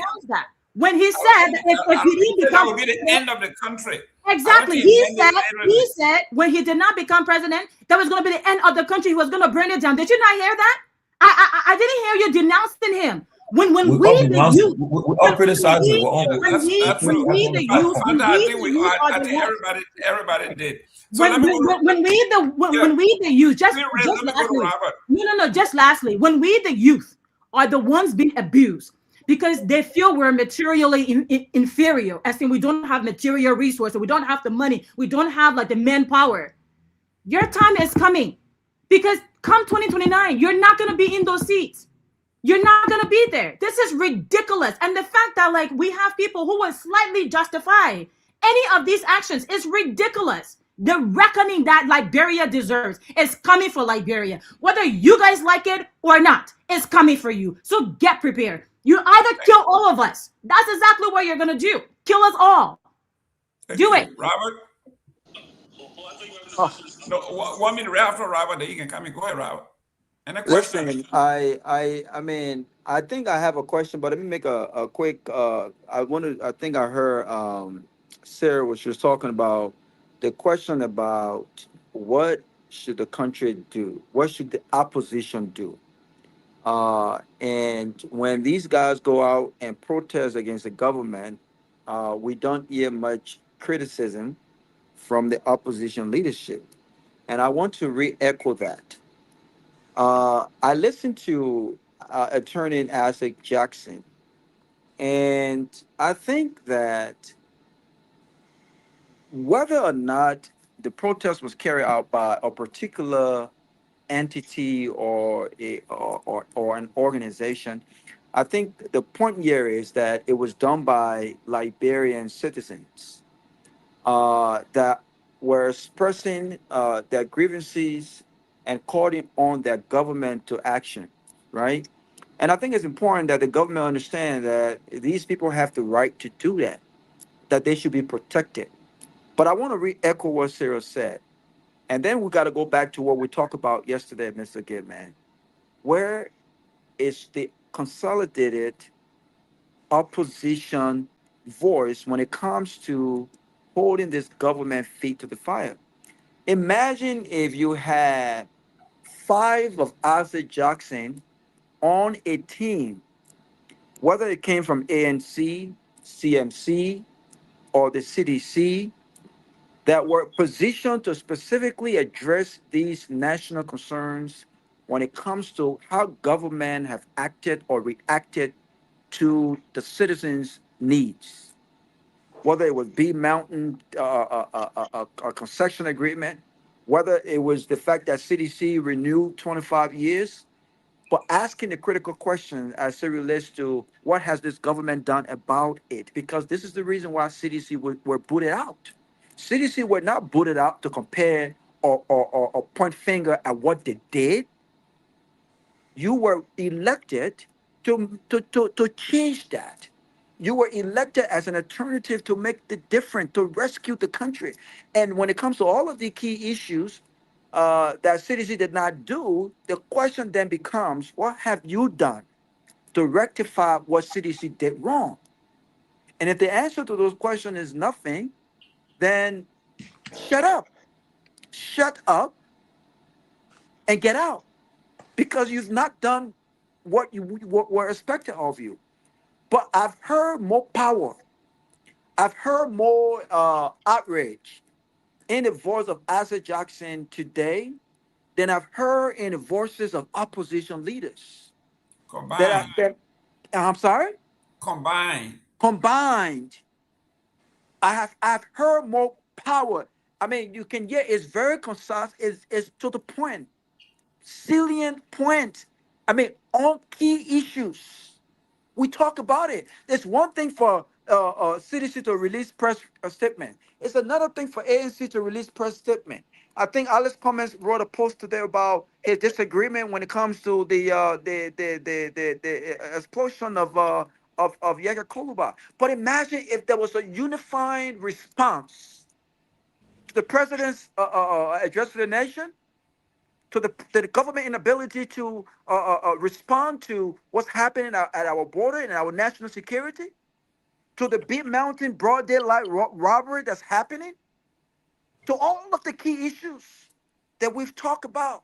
So when Sarah asked the question, how do we move forward and what can the opposition do? I think it calls for reflection. This is a serious issue. And I tell you this, the opposition cannot win an election if they continue to be this nonchalant about these issues. This government, when CDC took power, Unity Party propaganda machine did not give him honeymoon periods. They were on his back. They made up story and they were very aggressive about it. I have not seen similar aggression. And so this is crazy. With the biggest protest in Liberia up until now happened under the CDC administration. And the person who did not have any experience compared to Joseph Boakai, the person who does not have the kind of education compared to Joseph Boakai, the administration who did not compose of sophistication as opposed to Unity Party, handled and showed themselves very well. Today we are seeing people being brutalized. And Fanta made a very great point. Imagine if we were responding to our Guinean counterparts at the border. Today, I don't think they will be there. And I'll close on this note, and maybe Mr. Johnson can expand on this. When the president talked about we want peace, when the president's statement, because they've been saying diplomacy, we want peace. We understand what war has done. Do you think peace is our inability to protect our sovereignty when it involves foreign nationals? And you think war is when we're incapable of protecting our own citizens and respecting their constitutional rights? I think you want war, because the war that started in Liberia did not come from outside forces; it came from inside. Liberians felt aggrieved. It wasn't the Guineans. They weren't the Ivorians. They weren't the Libyans. They were Liberians who felt aggrieved. And if they got tired and sick and tired, and they went to the bushes. And so if Joseph Boakai really want peace, You got to protect Liberian citizens. This is very wrong. But the question remains, what would the opposition do about it? Do they sit and allow this nonsense to happen? Or do they speak out? So far, they have not spoken out, Sarah. I've seen more fire in the voice of Asa Jackson, and he's not a candidate. He's not a political leader. Where are the opposition political leaders? Where are the political voices? Why are they allowing this nonsense to happen and they're just relaxed? And I close. Thank you. Mr. Jackson. I want to thank the two speakers, right? I mean, very salient point, my friend Robert. I mean, it's something very extraordinary. You know, looking to the opposition, there are people on the home front.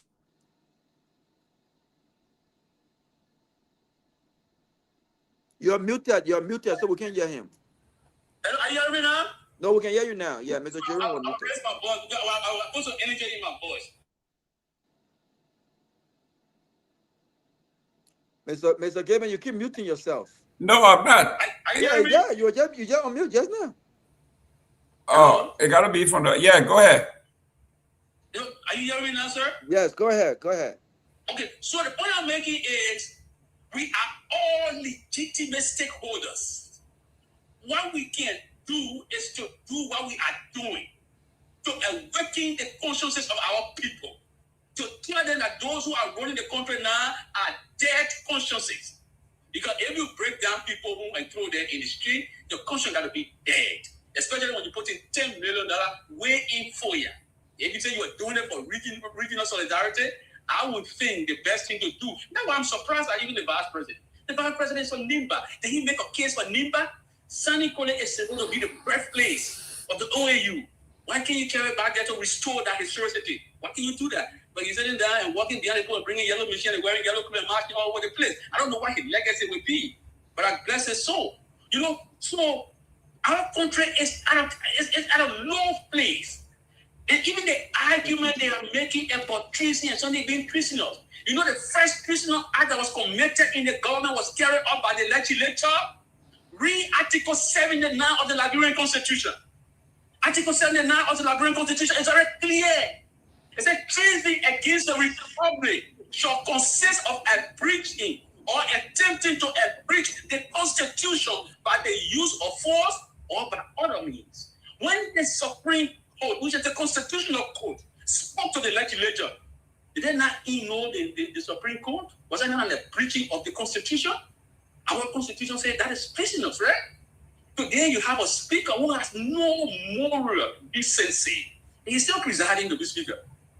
That man who all the story making only. He married his sister, he did the other thing, he did the other woman, he not that the other woman.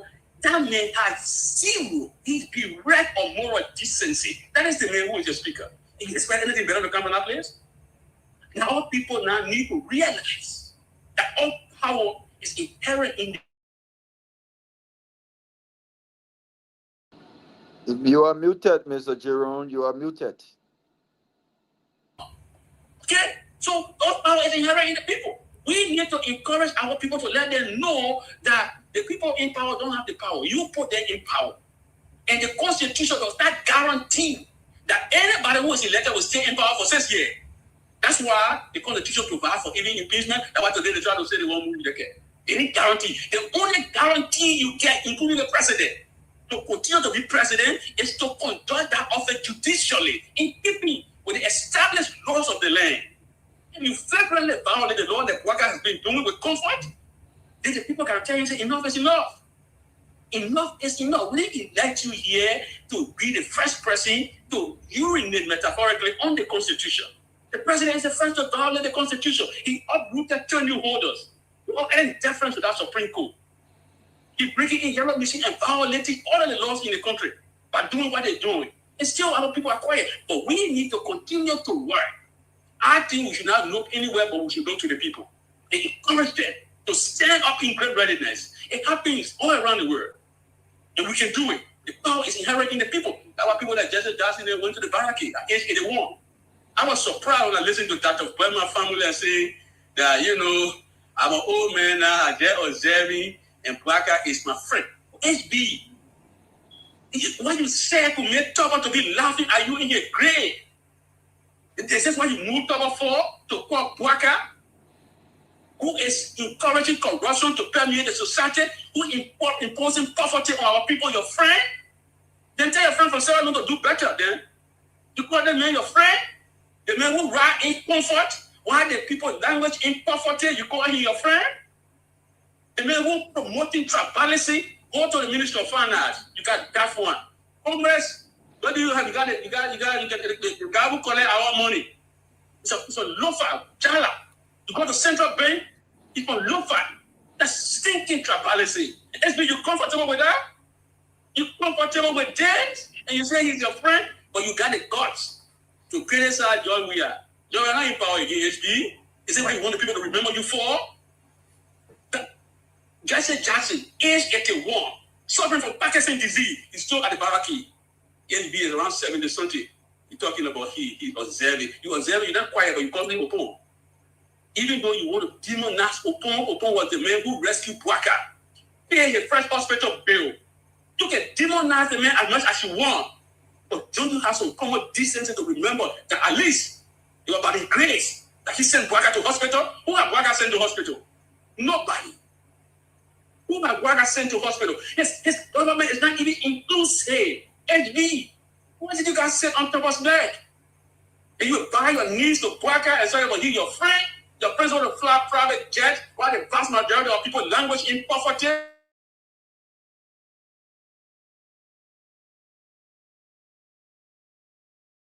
Mr. Jerome, you're muted. Unmute. HB is a disgrace. You can't be observing. You can't be, at age 81, Jesse Jackson was still criticizing the decadence of the regime in the U.S. The decadence of the regime in Liberia must be criticized. They're breaking poor people homes down.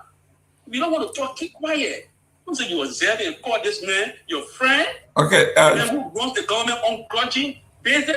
He begrudges everybody. Bwaka begrudges everybody. That's the man you call your friend. I got better than that, HB. Let me tell you that. I know he's listening. You call this man your friend? Jackson, let me bring. Promoting tribalism against Article 5 of the Liberian Constitution. You call him your friend. You try to call that man your friend. Who breaking down poor people's homes? Who promoting illicit money activities in FOIA that have resulted into the border tension? When will you tell him to stop doing it? When will he tell you to ring it? Shoot this in. The guy who's doing the illicit money is Bwaka's kudo. What would Bwaka tell him to stop it? The Guineans are not angry because they want to be angry. They're angry because there is strange movement along the borders. People are exploiting and illegally digging mouth. And they are concerned about that. Can we address that from our end? Have we addressed that from our end? Let's assume that Liberia was aggrieved by what Guinea is doing. The Vienna Convention gives Liberia a loophole. And Liberia straightened it back home. I said, demonstrated any plan to say, okay, we will recall our ambassador to show that we are aggrieved by what Guinea is doing. Same rule. Bwaka and his administration and the Kudos are all spineless people. They recall our ambassador to Guinea, or have they declared the persona non grata of the ambassador of the Guinea? No, they haven't done anything. They are spineless. These are measures provided for in the Vienna Convention when you are aggrieved. And Bwaka done so nothing. Great. Let me bring Nagbe in. Mr. Nagbe, you got any questions? I know we're running out of time here. We got 14 minutes here. No, thank you. I'm just going to close quickly. Let me thank Asset Jackson for coming on, Attorney Jackson. I totally agree with him. This is a disgrace. And I'm going to call the names of some of those who and us hung together in the student activist community. Today, they find themselves in government, and they are sitting in government, and this government is brutalizing students for doing the same thing that we did. Alaric is in there, Kofi is in there, Anthony Kessel is in there, Bushu Ben Keita, who was the legal advisor. He ran on my party's ticket from Cottonville. He was my presidential candidate. I have a lot of respect for him. But I'm very disappointed. I'm very disappointed today. And this government, this is not the first time they brutalized students. I mean, the incidents I was counting in there, over 10 instances of student brutalization, including at a university campus, at MCSS campus. High school level. And so, but this government has to be careful because the level of violence that they are meting out to students When a government gets to this level, unarmed, defenseless students are being brutalized the way they brutalize the students. I'm just watching some of the clips. They should know the signs are on the wall. The writings are on the wall. They have to be very careful. They've gone 3 years in. They have 3 more years to go. They have to be tolerant. The people have a right to protest. They have the right to talk with the government and tell the government what it is they don't like that the government is doing. That's part of democracy. And so what we witnessed today is very disappointing. Some of the younger fellows, I didn't hang with them, so Mo Ali and the rest of them, they have to be very careful. I think this is not a good thing. This is not good. They were democratically elected. They are not a military government. They're a democratically government. It is through democracy that they got into the office, and they must avail themselves to the tenets of democracy. People have the right to protest. What the hell? People have the right to protest. But thank you all very much. It's been a great show. Thank you again, Anthony Jackson, our previous guests. I think they did a good job telling their candidate. I hope he wins, Mr. Cool. Best, the best man wins, Mr. Raji, or whichever win, best of luck to all of them. Thank you, guys. I'll see you tomorrow. Great. We got 13 minutes. Mr. Pewee, you want to opine, or you want me? I'll Mr. Jackson to close. Yeah, basically, I think Mr. Jackson spoke well. Quite frankly, everybody basically today, what unfolded in the country is quite unfortunate that we're going to see the student community. And I think this government came on the mantra of change, on the mantra of rescue. So if you were to come on those kind of a mandate and you basically compounding the situation in the country is deeply concerning, and every meaningful Liberian would have to come out and criticize the government on the decisions currently unfolding. But again, quickly, I know we have to run, but I'm saying this, and we all, and I'm one of those that benefited from this. We all had an opportunity at the time at the University of Liberia to freely exercise our Article 15, the right of Article 15 and 17, if you will, and we did that even during the regime, during some of those autocratic regime, if you will, during the Taylor regime, and those things happened, and everybody criticized Mr. Taylor. Madam Salif, this that we actively engaged. We were at the University of the campus. We were allowed to exercise our constitutional responsibility, if you will. But one thing I want to say, quite recently, while in Accra, we spoke on the flight, and even when we landed, we booked a restaurant. We had some interactions about some of the students from the intellectual community from the Legon University and the rest of that. They still believe that, and I want to agree to that. I think the government will have to do that more, Mr. Gayman, that we change the face now about student agitation in Liberia. I think we need to get the students more engaged. We did this, and part of that, even when we did, it's sad to see most of our students will spend most of the time agitating instead of being in the classroom in most of those technological modern classroom and equipped to learn. It is only Liberia now you see these things in the entire region. And to the extent that Tomalin is here, we had some of the discussion in Accra, Ghana, in major areas. These are students from the intellectual community in other countries, if you will. So, I mean, it is disgusting. We ought to condemn what unfolded. I'm one person I want to be clear about this issue, and it is clear that we be loud about it. And I've been full-throated about this situation. But again, and one of the things I will close on quickly, Mr. Gayman, why I'm saying that we ought to advance and improve the conditions of students and allow them to disengage from this and forge ahead.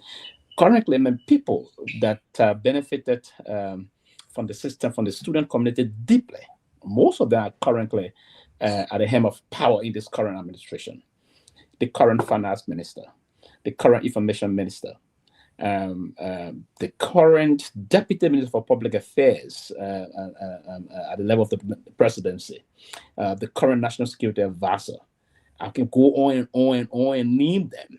Most of those, the benefit from the largest of them. I mean, so if you would, I mean, one would say there will be no government There's been no government that anyone has expected to protect the student community but this government. Unfortunately, this administration is even coming down very high on the student community in a more repressive manner. I think this is dangerous. These are all dangerous precedents being set now by this administration. The current finance minister was a great student general.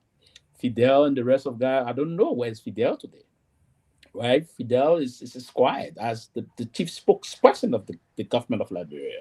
So this is quite unfortunate. And I think we collectively we ought to condemn what unfolded today. It is their right to exercise the constitutional responsibility, and no government should trample on their rights. So I mean, it is time that we collectively speak out on this matter and the rest of that. The national politics of the country are going to go on, but I want to believe that we need to set the basis that we will always, we should graduate from certain stage, but I think this is actually condemnable, and I do agree in most part to what Mr. Jackson said, and it is just part of the unfortunate thing. But again, we have to live with this, and I don't think it's going to change in terms of that. I want to believe we're going to see most of this kind of a thing unfolding, and it's just unfortunate.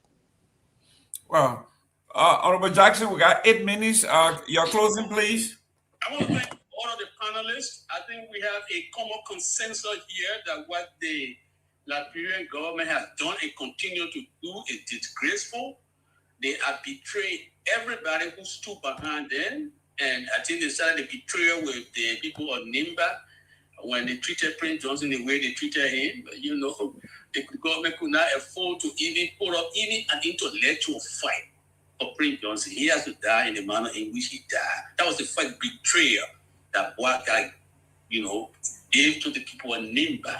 So he's betrayed everybody who stood behind him. Even some of the younger brothers who were basically angry with some of us and saying, why do you have to forgive me? Even though the Bible teaches us to forgive 70 times 7. Why are you forgiving me? Man, you just want to count and say, brother, today we have been exonerated. A black guy doesn't worth the salt. That's why Madam said he did not support him. If the president can betray the people who place the scintilla of confidence in him, the people have the right to exercise as provided for in our constitution to tell Mr. Black guy have a nice day. The police you talk about today, the police is deeply politicized. And it breaks my heart that Gregory, who has projected himself all along to be professional, will now have blood on his hands, beating student leader, bleeding in the street. Is that what you want people to remember you for, Gregory? What are you doing? Tell us did all these things. Chancellor had even the people he did. Don't take your people. You want this to be part of your legacy that you were there beating student leaders? Why God we have a dividing rest to protest our food? You not come there and beating people? Is that a legacy you want? Today, the police is not serving the state, they're serving worker. They have been paid to get vexed by the president. When you criticize the president, police coming for you. Yeah. Transform the police into death squad? Is that what you want to do? Gregory, we've been down this road. We've seen that ugly boss resurrecting its hair again. You want to transform our police to death squad? You're going after students now, brutalizing them in the street, consciencelessly? Is that what you want? Our people, I'm encouraging you. Don't be afraid Don't be afraid of Gregory. Husni Mubarak of Egypt, he had one of the biggest military.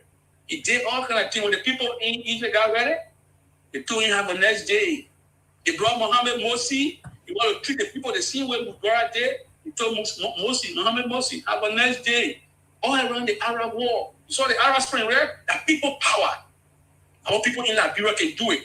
So the Supreme Court of Liberia, what that Supreme Court did to Brother Prophet Key is unjustified on plenty levels. And you muted again, Mr. Jerome.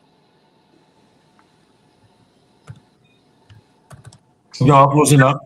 Apprehensive or unjust criticism. Unjust criticism could mean anything inside or inside. There is why the whole day is for our president. You can't put somebody in jail for quote-unquote insult. When you Google insult will fall within the permissible bounds of free speech. Somebody in the United States Supreme Court doesn't do much about it. That's why it is without precedent in the United States Supreme Court to hold somebody in contempt a job blow. The person not obstructing any justice. It's not obstructing the work of the court. A job blow on the sidewalk.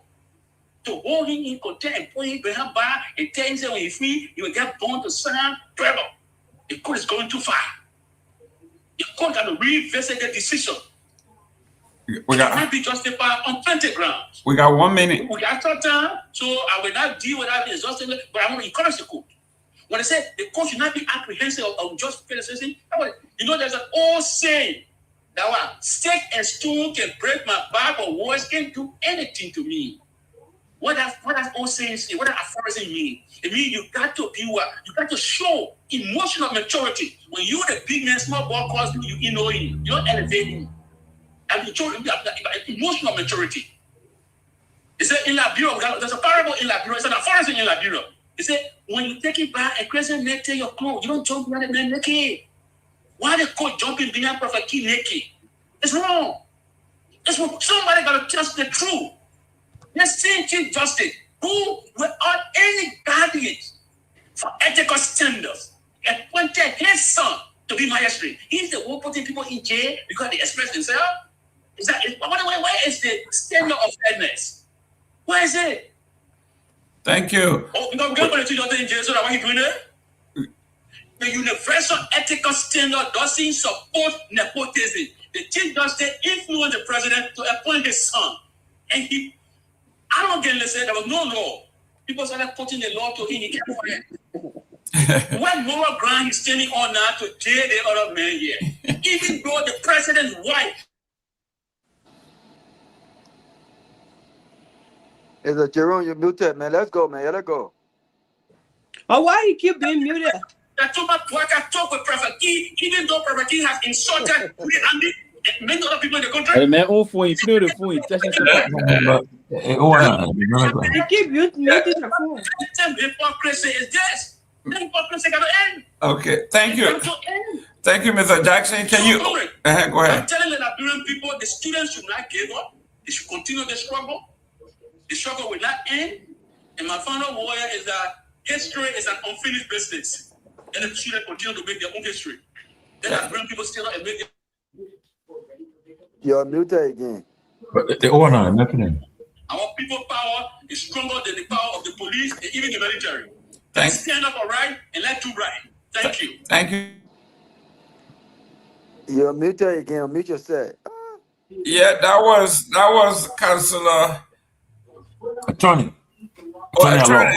That was Attorney Mr. Jackson. Obviously, the voice. Wherever you are around the world, when he comes on, when he speaks, it's so distinctive. Well, guys, we had a great show. 2 great topics today. We had the LFA thing is every time you think it's going, every time it looks like a Dracula, right? You can't kill it. Every time you think it's going down, it passes back up. And we're going to follow that. I want to believe this is not the last time they're going to come back here because the commission have to rule by next week or so. They will rule whether he's qualified to even run.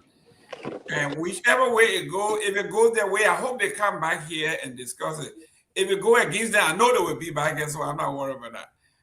But yes, for our time is over. It's 9 o'clock. Garguah, you're closing. Great show, man. Always. 1 minute. Always a great show. Again, on the issue of LFA. I hope that they're able to sort it out, but we have to take a stand as a people. I for one, I do not believe in criminals being in spaces where integrity and morals actually matter. But I also do think that everyone deserves second chances, and I also do think that we cannot continue to have this double standard where we frown on criminals in one corner and then we embrace them in another corner.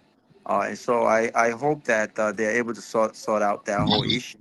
And regardless of what happens, I think they need to go back to the drawing board and fix the rules. If a stakeholder is not good enough to be to be president of the LFA, that stakeholder should not be good enough to be part of any decision-making process of the LFA, period. So I'm hoping that those changes happen. With regard to what happened in Liberia today, it's unfortunate. It's unfortunate, and I really hope that we hold this government accountable. I keep hearing Jomo Jala and others still point fingers at George Weah. I don't care what George Weah did, right? I don't give a damn what George Weah did. I think that rhetoric is becoming so old and tiring. We don't care. The Liberian people voted out George Weah and CDC because of what they did, right? And so what is this foolish excuse and this flimsy excuse about, oh, when George Weah was there? What are you doing now? What are you doing differently now? Why do you keep going back to something that have been addressed by the Liberian people?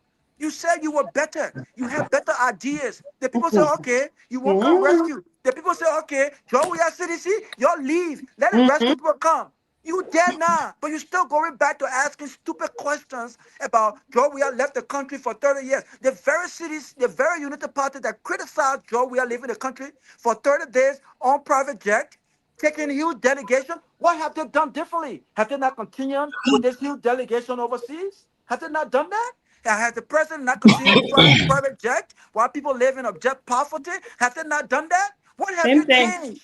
Worse. So bring the conversation back and let's apply some common sense. Don't ask me anything about George Weah.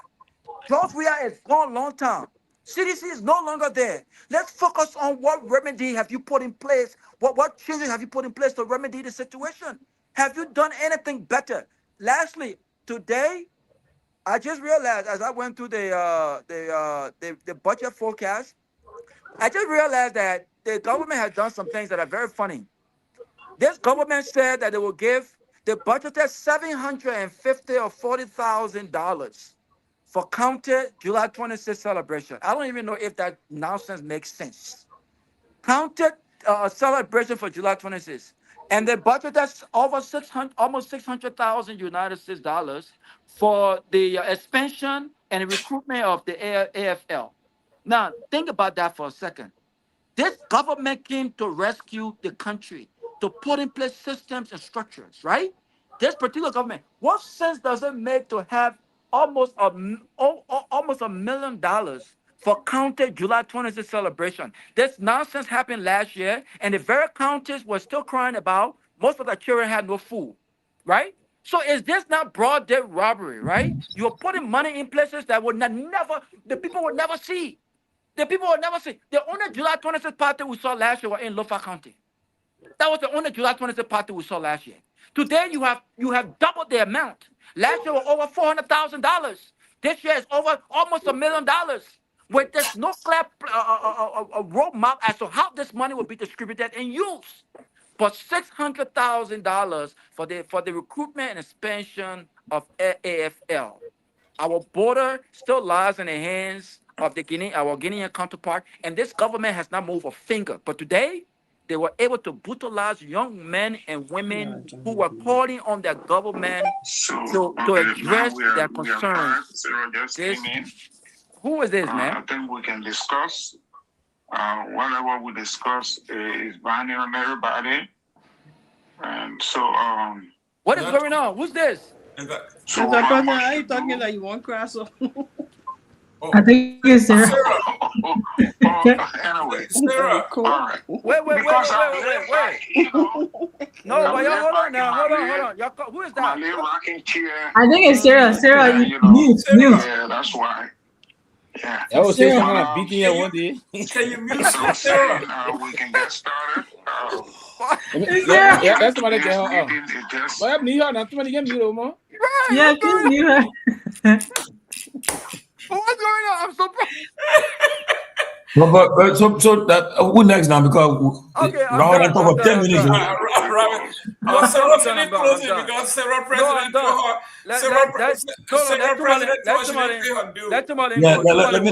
Let me conclude, man. I beg you guys. Tomalin, go, Tomalin. I'm done. Yeah, look, great show, guys. My position on LFA is clear. Open the process, let the people contest.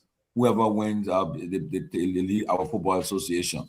But I can tell you this: if they, I'm already hearing that they're gonna pose a hurdle in Mr. Kessel's way, but I'm sure Mr. Kessel will fight here, his team will fight. And I believe that the Supreme Court will decide this matter. And I think that's where it will be. And when the Supreme Court decides this matter, people will not ban Liberia. Nobody should make anybody afraid here. If the Supreme Court decides and say that Kessel should run, people will not ban Liberia. Anybody who say that is making this, trying to make people scared. So you're saying the minister lying, Tomalin? Stop, be careful, man. Don't be saying that. I'm saying, I'm being clear. I said, the minister told me you keep publicly saying he lying. You can't be doing that, my man. I'm like, you, bro, don't put words in my mouth, beg you. Man, minister chatting right now, so let me tell you. But anyway, let me say this, bro. On the issue of today, look, I agree with what most of you guys said. I think it's about time that, but let me say this though. Liberia, we're not going to bring Liberia. We're not going to resort to war. We're not going to do it. Liberia will study war no more. We have passed that stage. We'll fight at the ballot box. And I believe that's where we'll end this thing. But in saying that too, the government has to be very, very mindful about the excesses of this government. I'm told that every time things are about to happen, they get the president out of the country. But I was thinking fast, he left abroad fast to go Ethiopia. We haven't heard nothing from Ethiopia. He's about to come to America, and I believe that coming to America, I want to deal with the Kehleboe crisis. I hope that they handle it the best way possible. But I'll tell you this, we can't continue to be a country where people cannot protest peacefully. It's just not fair. I don't know whoever gave it. The Justice Minister, but I told you, I don't have no confidence in the Justice Minister. I lost. Stanley, do you think the IG was in his right to write a letter to the legislative to expel? I think it was wrong. I don't know why he did it, but I think it was wrong to do that. Yeah. But the Justice Minister, if anything, it should come from him to advise the legislature. But the Justice Minister already said it. I have no confidence in him. From the day he misinterpreted the Supreme Court ruling on the Kofi case, the executive branch, that was the day I lost it from him. But look, great show. Let's continue to do this, and thank you guys. Honorable Pewee. Yes. Wait, why thank is you, he man. going before me? Was he here before me? Go ahead. Go ahead. No, go ahead. Go ahead. Oh, I forgot. Lo-Fi is very close to Cape Mount. I see where it is. I'll go last. Go ahead, because I have something to share. So go ahead, man. Don't mind the people from Cape Mount. They just for the hala. We are for the hala. No, I was just going to say good night. Nothing much to say. Good night. Go ahead. Okay, thank you. Fanta. Yes, I don't know if Myean is still around, but I need him to share the screen because on the heels of all of this beer mounting conversation, talking is not just going to be enough. We do have to exercise some practical mechanisms and some legal actions. And so we have taken that path to ensure just that by creating a change.org petition. And we are encouraging the general public, Liberians at home and abroad, and friends of Liberia to sign this petition. This is going to be the first step to document the crimes, not just against Grand Cape Mount, but the crimes against Liberia from the extractive industry. There's no way that you can be reporting false numbers. I would really love let you to come on again to explain to us how they compile their data, if they are completely relying on being fed by the mining companies, and which is what's resulting in the huge discrepancies that we're seeing in the numbers. They're reporting 600. In actuality, is close to $3 billion every year, more than enough to cover our annual budget. I think I think sad is not the word, but we want to move it beyond just talking and put pen to paper. So I've created this petition. It's on change.org. I want to share it with everyone. It is on my page. If you're friends with me on Facebook, or if you visit me on Facebook, It's on the page there. I will ask Myean to post it on the closing argument page, so it's also there. I encourage everyone to sign in. Also share with your friends and family to ensure it's signed as well, because this also covers Bong County. Keep in mind, Bear Mountain is not only in Kip Mount. They have MNG Mining, which is also a partner of Bear Mountain, or which Bear Mountain also owns, operates in Bong County as well. So this is really on behalf of Kip Mount, Bong County, Liberia as a whole, which is why we're encouraging all Liberians to sign this. And we really wanted to put something like this out there to where it's accessible globally, where you're not writing on paper trying to affix your name or your signature to this petition. So now it's available out there. Can you guys confirm that you have the link, or you have seen the link in our group chat? Can all of you please confirm? I haven't checked, so I'll check for it. Let me check. Okay, please do. I shared it today, and I asked Myean to share it on the page. He probably forgot. But please do post to your individual social pages. Please do sign it, share it with your families, encourage them to share it with their families and relatives and friends and what have you, because we have to do something. We have to go beyond talking. And especially this case that involves human rights abuses. You're talking about the poisoning of one of the oldest rainforests. I mean, Liberia still has 45% of West Africa's rainforest. And so you have a lot of biodiversity here. You have also endangered species like the forest elephant. I didn't even know we had elephants. Liberia has the forest elephants, and all of them are in that Golakona forest. And so to have a company as such just uprooting all of that, these are very, very sad times. And as I said, the EPA has documented these toxic spills, the environmental abuses, and nothing has come out of it. This is completely environmental terrorism, and we have to give it the same level of attention as we do everything else. This is a crime against the people of Liberia. This is a crime against humanity. This is a crime against the animals. You're talking about endangered species. So we have to prioritize that. And then on top of that, you have the economic crimes happening. And so I really just wanted to close with that, reminding us of this active exploitation that is happening, and just encourage everyone to affix their signature to that petition. Pewee, do you have it? Yeah, I've seen it, yes. Pewee, do you have it? I haven't seen it, but I'm trying to. I'll get it. You put in the chat, right? I'm just busy doing something here quickly. I'll get it. Trust me, in that way. I'll pop it. Yeah, it's in the chat room. So please do share with all your people as well, your peeps. We need to have a whole show on that, Panta. Maybe next week have a whole show on that. We need more time for it. I saw your piece. Yeah. Well written. Thank you. I spent a few days on that, but I'm glad that it came out the way it did. And also, thank you for reminding me of that, Tomalin. I also mentioned, I think yesterday or day before that I was working on an article, and this article is quite meaty. So for those who don't like reading, you might not find it appeasing, but for those who enjoy just understanding the genesis of how our mineral laws came into play, who established it, where did they borrow it from? Was it created organically in Liberia, as in the Liberian legislative and the public at large, or did we borrow it from a different country? And I found that this was created in 1956 with Tubman, who created this open door policy. And then when Taylor came in, he borrowed it from Australia. So our mining laws are borrowed from another country. How is that applicable to Liberia?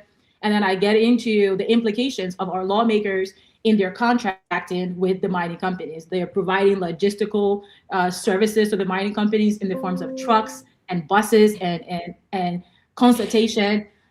So it's quite meaty. And then I also get into what other countries are doing. So you have Tanzania, you have Botswana, you have Ghana, countries that often have or that have similar resources and what they have done to safeguard the resources for their nations and their populations, and what can Liberia learn from that. And then I also add in there, what are the legal parameters? What can Liberia do? Like what do all of that entails in terms of those who will say, well, those MDAs are binding and Liberia cannot change them. So I also get into what loopholes do exist, because not just the social corporate responsibilities components have been met, but what can Liberia actually leverage legally? And then what if it chooses in its power, if the executive chooses to execute in its power, what it can also do.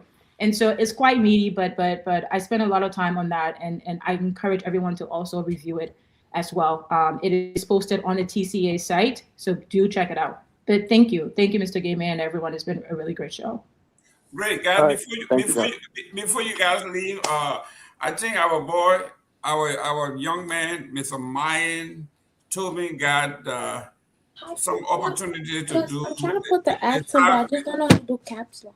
The cybersecurity training, and I think Telvi have posted there's a cost associated with it, so we need to help him take that course.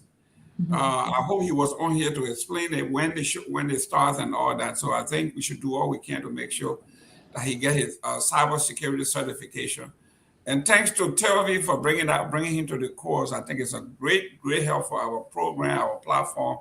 And it's always a good thing to elevate the young folks to learn as much as they can. With that being said, guys, it was a great show. Let's do this again tomorrow. Thank you very much for being on time and being here. Fanda, appreciate you. Thank you very much.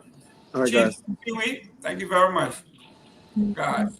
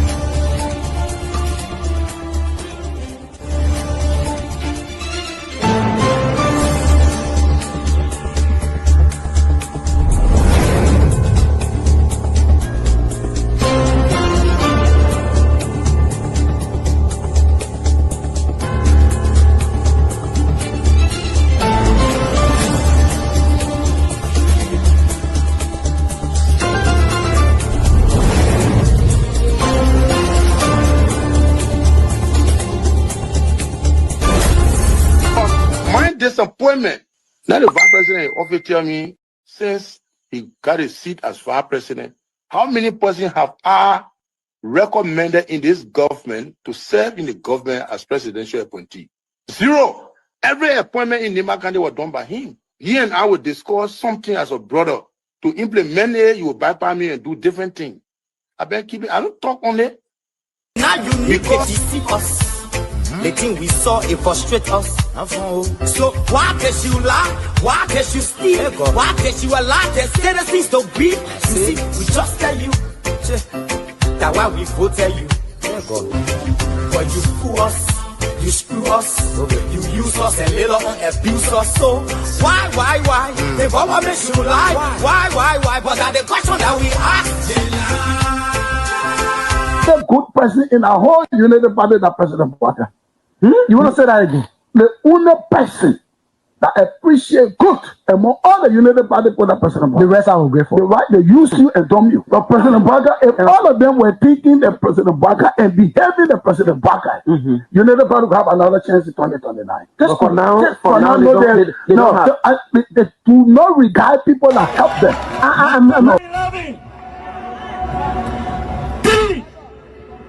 Of our soldiers were executed on this party ground. 2 at the back and 1 right at the headquarters. The man who shot and killed our people today is a darling boy in the Liberia National Police. They brought him back to shoot more guns. Get ready to shoot. Because we challenge the status quo appropriately. Inform them in the violence, suspect any student because of their action. It will be the day the entire Brothers administration will cut down. We will massively violate the students in this country and will shut down the Brothers administration. They dare that happen. We have the capability to do so. And if they think this is the renovation project is a joke, let them try. The fall of the Brothers administration begin with this. If they think they will tumble on any student in this country or at the university like Garguah and water with impunity, while our children saving opponents and logic in the Western world, while we are subjected to abject poverty and bad learning conditions here, and the thing will say. In the first 100 days, no car will get stuck on a major road in this country. And I mean it. You say you're a lie?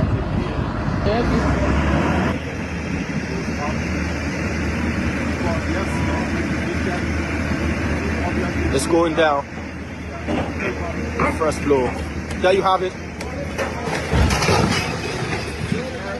That led to decades of war still run deep.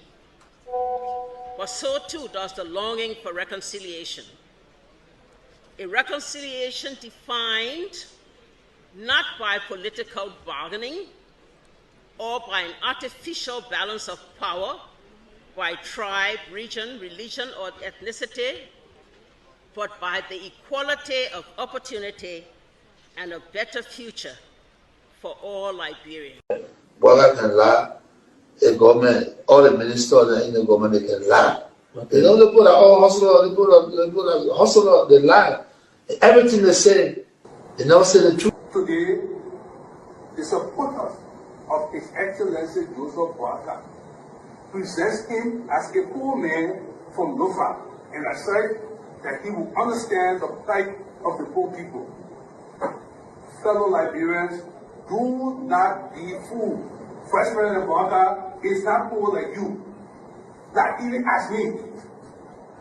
As Vice President, his office received more money from the government budget than any other Vice President has received in Liberia's history. He has enjoyed some of the best and most lucrative government jobs. There's this, what I call sort of vicious lie about the fact that Mr. Kobe is gay or bring gay lifestyle to Liberia. It's complete bullshit. When people can accuse you of stealing people's money, when they can accuse you of being involved in the war, anything, people don't make up stuff. They don't make up shit. Excuse my language, right? So it's complete nonsense. I'm married, 8 Teresa, 2 children, 5 grandchildren. I believe in traditional family values, so it's complete bullshit, complete nonsense. Young man, vice president, young man that vice president, the major stole 500,000. I mean, Jamaica, the major went to, I forgot that Jamaica, the major went to Ghana, the fit, and they may bring it all company in the country. I mean, Kun, they can't reach yourself. Kun, man, you know, Kun, but I want to sophisticated, quiet, hardcore rule in Labro. But Labro, when 2029 come and pass, then you finally leave. Mission is completed. Now, what the rules of engagement? When the war ended, the guy said, the captain, the commander said, mission complete. There wounded out first. All men on board. Everywhere there is no school, I'll put school. And everywhere there is school and school in bad condition, I'll renovate it. I told them, towns and villages, everywhere you will have lights in a town for children to play, for people to see. I told them, every town will have safe drinking water. If Charles Taylor is the problem, he will be out of here in the twinkle of an eye. And I say, let well-meaning Liberians come home. If we respect this constitution, a government formed in Accra is a violation of Article 1 of the Constitution. Let them come home. Let that government be formed in Monrovia. The government that capital road, small, then road, B road, all kinds of dollars. I think the reason Joseph Boakai will not do much because the old man, the papa is suffering. The papa loves the country, but he can't make it. The criminal there around him, they sophisticated than him. They are sophisticated criminals, so they can't make it. Your league Costa, God know how to pay people. It's just simple. Costa that accused everybody here but himself. Everybody, Joe, we join, we kill Joe, he killed Joseph Boakai. Boakai still living. Joe, when I go, no, you leave my brother. He made me senator. He almost made Joseph Boakai president until he screwed up. We gave God the glory. Yeah. Well, Boakai, when he screwed, he said, oh, we don't want to make sure we will fought for him to be reconciled with the president. And then the people who fought for him. Look, your league Costa, you will come. And Costa was in a podcast, he said, they don't been calling me. Okay. The time you were calling me for me to carry the president, Boakai, did I put it on radio? That immaturity to do what he talks about. And I guarantee you, when we finish, there will not be a winner or the loser. Today, we all wear the jersey of Liberia, and the victory belongs to the people, to the peace, and to our democracy. As we begin to build upon the foundation of this new Liberia, I, George Seleke Kromah, the new president, will first give thanks and praises to the Almighty God for the blessing He has bestowed upon our country. And I say, my people, thank you, We elected 85 irresponsible men what happened to our country. We elected 85 irresponsible men to govern this country, not to be very irresponsible.